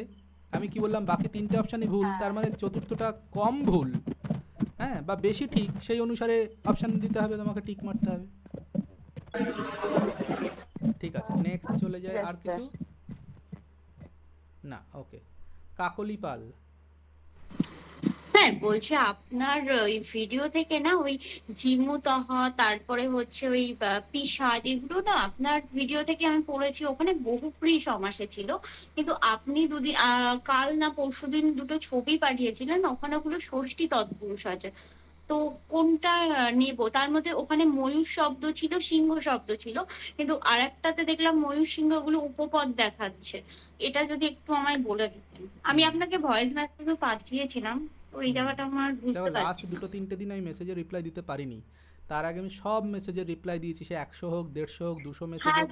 আমি আগের গুলো পেয়েছি, মানে আপনাকে এটাই আমার ওই ছবিটা দেখার পরে, আর এটা আপনার ভিডিও থেকে আমি দেখে পড়েছি সমাজটা, তো এই দুটো জায়গায় আমার। এটার উত্তর আমি বলি, এটা নিয়ে অনেকটা আলোচনা হয়েছে, যারা গ্রামারের স্পেশালিস্ট তাদের সঙ্গে আলোচনা হয়েছে। আমি ভালো ভালো বই থেকে, বালো মনোরমার টিকা, বিভিন্ন টিকা থেকে ছবি তুলে গ্রুপে দেওয়ার চেষ্টা করেছি। পাণিনীয় শব্দশাস্ত্রে বহুব্রীহির মধ্যে এগুলোর আলোচনা রয়েছে, কিন্তু কিছু কিছু টিকাতে এগুলোকে কিন্তু অন্যান্য তৎপুরুষ হিসাবে কিন্তু উল্লেখ করা হয়েছে। মানে দুটো পক্ষ আছে এখানে, স্পষ্ট রূপে দুটো পক্ষ রয়েছে। হ্যাঁ, স্পষ্ট একদম, মানে ব্যাখ্যা গ্রন্থ যেগুলো রয়েছে সেই ব্যাখ্যা গ্রন্থতেই দুটো আলাদা আলাদা পক্ষ রয়েছে। তাহলে কি করব আমরা? যদি সত্যিই পরীক্ষায় দেয় তাহলে কিন্তু অবশ্যই সমস্যায় পড়ব, একটা চিন্তার জায়গা। তার জন্য আমি কি বলেছি, যে যদি ব্যাস বাক্যটা দিয়ে দেয়, হ্যাঁ, তাহলে দেখবে, বুঝতে পারবে যে ব্যাস বাক্য ষষ্ঠান্ত করে দিয়েছে। যদি ষষ্ঠান্ত করে দেয় তাহলে ষষ্ঠী তৎপুরুষ করবে। আর যদি দেখো ব্যাস বাক্যে একটু জ স দিয়ে দিয়েছে, শুধু ওই কটা উদাহরণের জন্যই বলছি, তাহলে বহুব্রীহি করবে। ঠিক আছে? তবে আমার যেটা মনে হয় এটা সত্যনারায়ণ চক্রবর্তীর বই অনুসারে, আমি রেফারেন্স বই বলছি না, রেফারেন্স বইতে বিভিন্ন বইতে তো বিভিন্ন রকম রয়েছে, রেফারেন্স বইগুলো কখনো প্রমাণ নয়। সত্যনারায়ণ চক্রবর্তীর বইতে কিন্তু এগুলো সব বহুব্রীহির মধ্যে আলোচনা রয়েছে। স্যার আমি যত জায়গায় করেছি সব জায়গায় কিন্তু এগুলো উত্তরে বহুব্রীহি দেওয়া আছে। এবার আপনি যখন ওটা দিয়েছিলেন ওই জায়গাটা বুঝতে পারছি না, আর শেষ মুহূর্তে আলাদা আলাদা হয়ে যাচ্ছে, তো তখন একটু সমস্যা হচ্ছে, ওর জন্য জিজ্ঞাসা। হ্যাঁ, আমি কি বললাম, আমিও কিন্তু বহুব্রীহি পড়িয়েছি সত্যনারায়ণ চক্রবর্তীর বইতে বহুব্রীহি আছে, সেইটা ধরে বহুব্রীহি পড়িয়েছি, প্লাস কাশী কাকার ওগুলোকে বহুব্রীহি বলেছেন তার ছবিও আমি দিয়েছি। এবং বিভিন্ন বই রেফারেন্স কিছু বই রয়েছে যে বইগুলো বাজারে খুব চলে, প্লাস কিছু কৌমুদি, সেখানেও কিন্তু এগুলোকে আবার তৎপুরুষের মধ্যে রেখেছে। ঠিক আছে? সুতরাং বই রেখেছে, আমি আমার কথা বলছি না, আমি ছবি দিয়েছি, আমার ছবি দিইনি, মানে আমার লেখা ছবি দিইনি, আমি বইয়ের ছবি দিয়েছি যেগুলো বইতে আছে, ভালো ভালো বইতে আছে। সেই জন্য আমি কি বললাম, যদি দেখো ব্যাসবাক্য তুলে দিয়েছে, ব্যাসবাক্য অনুসারে সমাসটা করবে। ঠিক আছে স্যার। আর স্যার ওই আপনি আজকেও ওই পরীক্ষায় আলোচনা করলেন, একই কথা বারবার জিজ্ঞাসা করা ঠিক হবে না, তবে ওই দাঁড়ে নিযুক্ত ওটাই যদি অপশানে দয়ে বয়ে আর দয়ে থাকে তাহলে আমরা বটা নেব না, কারণ বেশিরভাগ জায়গাতেই ব দেওয়াটাই নিচ্ছে। এর জন্য আমি লাস্ট একবার জিজ্ঞাসা করে নিচ্ছি, অপশানে দুটো দেওয়া থাকলে ক্লিয়ার করে দিই। যদি দেখো দাঁড়ে নিযুক্ত দয় বয় আকার রয় লেখো, হ্যাঁ, গ্রামার শুনে শুনে হয় না, দাঁড়ে নিযুক্ত, তখন মূল শব্দটা হচ্ছে দ্বার, দয় বয় আকার র, দ্বার শব্দ, নর শব্দের মতো। যদি ধরো পুংলিঙ্গ প্রথম আর একবার দ্বারে নিযুক্ত, তখন করব দৌ বারি ক, দয় ঔকার বয় আকার রয় রস্যি ক। আর যদি থাকে দ্বারি নিযুক্ত দয় বয় আকার রয় রস্যি, তাহলে মূল শব্দটা কি এখানে দ্বার, দয় বয় আকার রয় হসন্ত, এটা ব্যঞ্জনান্ত শব্দ। দ্বারি নিযুক্ত যখন করব তখন সমস্ত পদ হবে দ্বারিক, দয় বয় আকার রয় রস্যি ক, দ্বারিক। এইটা কিন্তু দৌবারিক হবে না, এইটার মূল শব্দ ছিল দ্বার, দয় বয় আকার রয় হসন্ত, দ্বারিক হলো এটা। আর যদি দ্বারপাল শব্দ থাকে, দ্বারপাল, তাহলে দৌবারো পালিক, ওই দয় বয় এই দুজনের মাঝখানে একটা ঔকার আসবে, হয়ে দৌ, দয় ঔকার হবে, বটা আলাদা করে বা, দৌবারো পালিক। এটা আরেকবার বলুন না। দ্বারপাল, দ্বারপাল ঠক প্রত্যয় করে হচ্ছে দৌবারো পালিক, দয় ঔকার বয় আকার র, পয়াকার লয় রস্যি ক, দৌবারো পালিক। কিভাবে হচ্ছে প্রথম শব্দটা খেয়াল করো, দয় বয় ঔকার, দয় বয় ঔকার যেটা রয়েছে সেটাকে ভাঙো, দয় হসন্ত বয় হসন্ত ঔ, এই দয় হসন্ত আর বয় হসন্ত এদের মাঝখানে একটা ঔকার আসে, তাহলে দ আর ব একসঙ্গে থাকলো না মাঝখানে ঔকার আসার জন্য, তখন দৌ, দয় ঔকার, এখানে আর বকার নেই, কিন্তু ব ফলা নেই, দৌবারো পালিক। যেমন করে ন্যায় থেকে কি হয় নৈয়ায়িক, নয় জফলা আকার, দেখবে জফলাটা নয়ের সঙ্গে নেই, নয়ের পরে একটা ঐকার এসেছে, নৈয়ায়িক, ব থাকলে ঔ এসেছিল, জফলা থাকার কারণে ঐকার এসেছে, নৈয়ায়িক। হ্যাঁ, এইভাবে হয়েছে। তাহলে এটা প্রথমটা হলো দয়ে ঔকার বয়াকার রহস্যি ক, সেকেন্ডটা হলো দয়ে বয়ে আকার রহস্যি ক, আর থার্ড হলো দয়ে ঔকার বয়াকার র, তারপরে পালিক। হ্যাঁ, এবার প্রথম দ্বিতীয় তৃতীয় মূল শব্দ তুমি কি রেখেছো সেটা তোমাকে ঠিক রাখতে হবে। হ্যাঁ স্যার, আপনি যেমন ভাবে বলেন আমি সেইভাবে লিখেছি, তো বানানগুলো একবার শুনুন। ঠিক আছে। আচ্ছা, ধনঞ্জয় গোস্বামী। স্যার। হ্যাঁ বলো। স্যার আমার একটা ছোট জিনিসই ছিল, ধরুন ওই গুরু শিষ্যকে পুত্রের মতো আচরণ করে আর শিষ্য গুরুর নিকট পুত্রের মতো আচরণ করে, এটা আমার বারবার ভুল হয়ে যাচ্ছে, ওই যে নাম ধাতুর। আচ্ছা দেখো, আচরণটা কে করছে আগে খেয়াল করতে হবে সেটা। পুত্র গুরুকে পিতার মতো দেখছে, তার মানে শিষ্য গুরুর প্রতি পিতার মতো আচরণ করছে, তাই কি সঠিক? মানে শিষ্য কি পিতার মতো আচরণ করতে পারে নাকি পিতার মতো দেখতে পারে? শিষ্য আচরণ করে পুত্রের মতো। হ্যাঁ, শিষ্য পুত্রের মতো আচরণ করে। তাহলে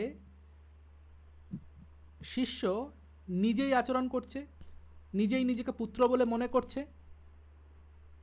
যখন কর্তা নিজেই সেই আচরণটা করছে তখন আমি কি করব? কং প্রত্যয় করব। সে নিজেই পুত্র মনে করছে নিজেকে, মানে করছে না, কিন্তু সামনের লোকটাকে আলাদা করে কিন্তু কিছু মনে করছে না। মানে শিষ্য গুরুকে পিতার মতো দেখছে এরকম বলছে না, শিষ্য নিজেই পুত্রের মতো আচরণ করছে। আচরণ করার কাজটা সে নিজেই করছে, নিজেকে নিজে সে মনে করছে আমি যেন পুত্র, তখন আমি কং প্রত্যয় করব। আর যদি দেখো যে সামনে কোনো একটা কিছুকে সে উপমান করে একটা থার্ড পার্সন কিছু এনেছে যে শিষ্য গুরুকে পিতার মতো দেখে, তাহলে সামনের লোকটার দিকে তাকাচ্ছে যে সামনের লোকটা আমার পিতা, আমি নিজে পুত্র সেটা বলছে না, কিন্তু সামনের লোকটা আমার পিতা, তখন কচ প্রত্যয় করতে হবে। কারণ উপমানবাচক একটা শব্দ সেখানে রয়েছে এবং সেই গুরুকে সে কিসের সঙ্গে তুলনা করছে? পিতার সঙ্গে তুলনা করছে। সুতরাং একটা উপমান শব্দ রয়েছে, ওই উপমান শব্দ এবং ক্রিয়ার ফল কিন্তু এখানে কর্তৃগামী নয়, পরস্মৈপদী করতে হবে, এটা কিন্তু কচ প্রত্যয় হবে। তখন হচ্ছে শিষ্য গুরুর প্রতি পিতার মতো আচরণ করছে, মানে গুরুকে পিতার মতো দেখছে, এইরকম মানে করতে হবে। এইটা মানে যদি এইভাবে ধরো তাহলে দেখবে সহজ হয়ে যাবে। পিতার মতো দেখছে তাকে, তখন ওই আচরণটাকে তোমায় বুঝে নিতে হবে সে নিজেই কি সেই আচরণটা করছে, নিজেকে নিজে মনে করছে, নাকি সামনের লোকটাকে কিছু একটা মনে করছে। এই হচ্ছে পার্থক্য, নিজেকে নিজে পুত্র মনে করছে নাকি সামনের লোকটাকে পিতা মনে করছে। শিষ্য যখন পুত্রের মতো আচরণ করছে তখন কি পুত্রায় হতে হবে? কং প্রত্যয় করতে হবে। হ্যাঁ, তাহলে পুত্রায় হতে। হ্যাঁ, আর যখন গুরু শিষ্যকে পুত্রের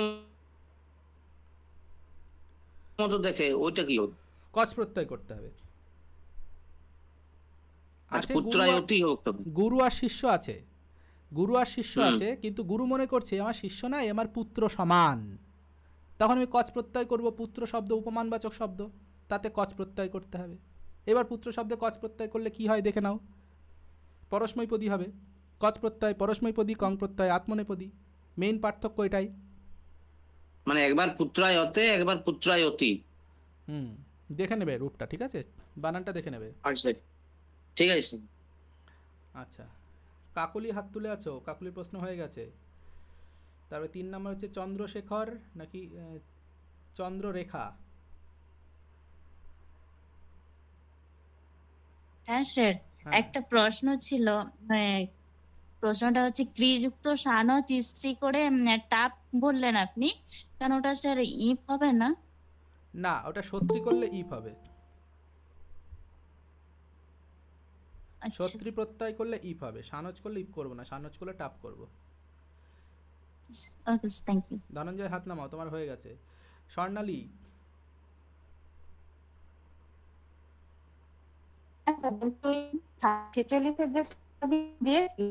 ওখানে মনু থেকে কথা কেটে কেটে আসছে, শুনতে পাচ্ছি না। এই যে ওই যে আপনি কিচ্ছু শুনতে পাচ্ছি না, হোয়াটসঅ্যাপে লেখো। ওইখানে কোশ্চেনটা আছে যে দণ্ডে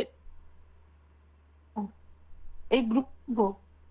হ্যাঁ, নিবিড় কালকে ফোন করো। স্বর্ণালী হোয়াটসঅ্যাপ, হ্যাঁ আমাকে এখানে লেখো, মেসেজ বক্সে ফোন করো। হ্যাঁ ঠিক আছে। কোথায় লিখবো স্যার বলুন, কোন গ্রুপটাতে পাঠাবো বলুন? মেসেজ বক্সে, বা তুমি আমাকে আলাদা করে লিখে রাখো, আমি তোমার কথা মাঝে মাঝে শুনতে পাচ্ছি, মাঝে মাঝে কেটে যাচ্ছে। আচ্ছা ঠিক আছে, আমি আপনাকে পাঠিয়ে দেব। হ্যাঁ, পিঙ্কি রিঙ্কু মাইতি।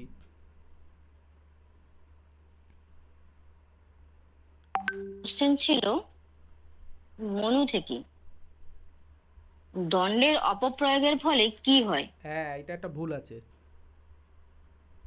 এটা গতবারে যখন দিয়েছিলাম বলবান তখন ভুল ছিল, এখন যখন অন্যটা দিলাম তখন আরেকটা ভুল দেখাচ্ছে। না, ওখানে এটা সঠিক উত্তর কোনটা হবে? আমি বলেছি ওখানে দুটো প্রশ্ন ছিল, একটা অপপ্রয়োগের ফলে আর একটা অপ্রয়োগের ফলে। এটা কি খেয়াল করেছো? আচ্ছা, অপ আর ও দুটো তফাৎ? না না না স্যার। হ্যাঁ, এইটা ছিল। এইবার পাণিনির এই ধর মনুসংহিতার যে শ্লোক রয়েছে সেখানে দণ্ডের অপ্রয়োগের ফলে, হ্যাঁ, ওই যে মাৎসন ন্যায় হয়, তারপরে কুকুর পুরোডাস খেয়ে ফেলে, স অবলিজ্জত হবিস্তথা বলে শ্লোক রয়েছে। শ্লোকটা মনে পড়ছে না পুরোটা। অদ্যাৎ কাক ও পুরোডাসম, এরকম কি ছিল না শ্লোকটা? এইটা অধরত্ব প্রবর্তিত হয় এবং মাৎসন্যায় প্রবর্তিত হয়। এই দুটো শ্লোক পরপর, দুটোই কিন্তু দণ্ড অপ্রয়োগের ফলে হয়। অপপ্রয়োগের ফলে বলে আলাদা করে টিকাতে কিছু বলা নেই। সুতরাং পরীক্ষাতে আসলে অপ্রয়োগের ফলে এই কথাটা আসবে।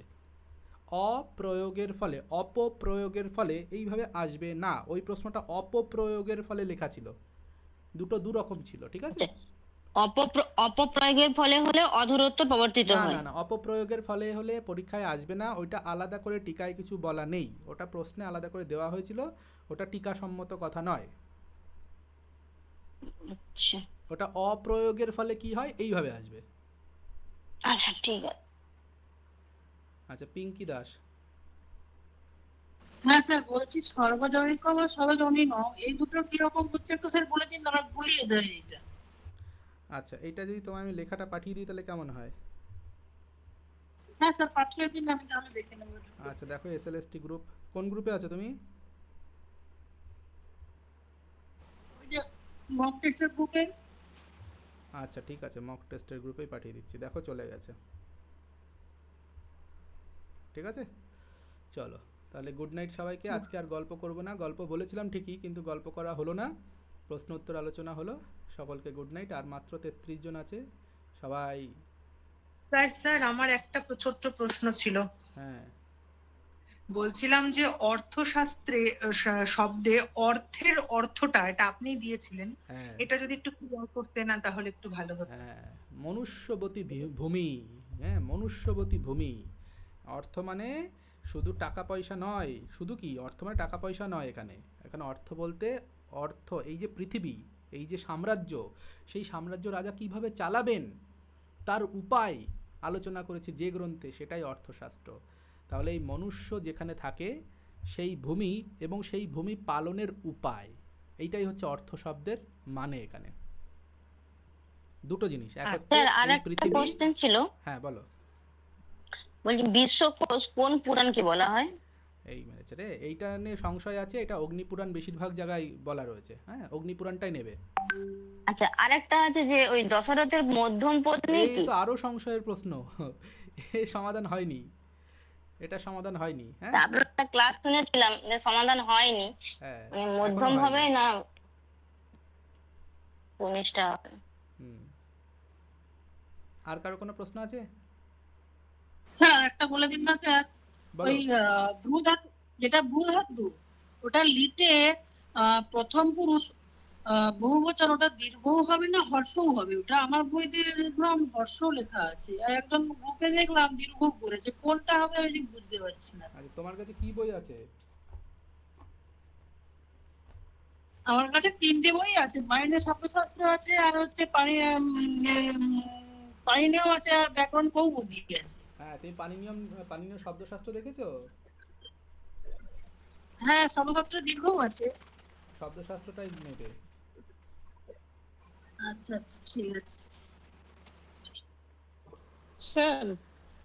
বলো স্যার, গুরুযুক্ত ইয়সুন পরিণত রূপটা কি হবে? গুরু, এটা বললাম তো, গরিয়স। গরিয়স। পরিনিষ্ঠিত যখন বলবে তখন কি হবে? এই এক প্রশ্ন আমি 1000 বার উত্তর দিয়েছি। পরিনিষ্ঠিত রূপ বললেও তোমাকে শব্দই করতে হবে। পরিনিষ্ঠিত রূপ মানে যে পদ করতে হবে এমন কোনো কথা নেই, ঠিক আছে? পরিনিষ্ঠিত রূপ মানে তোমায় যা যা করতে বলেছি সেইটা তুমি করো। এর পরিণত রূপ কি হবে, প্লাস মাইনাস করে যা করতে হবে সেটা করে বলো কি হবে। তার মানে পদ গঠন করতে হবে, এটা কোথাও বলা নেই।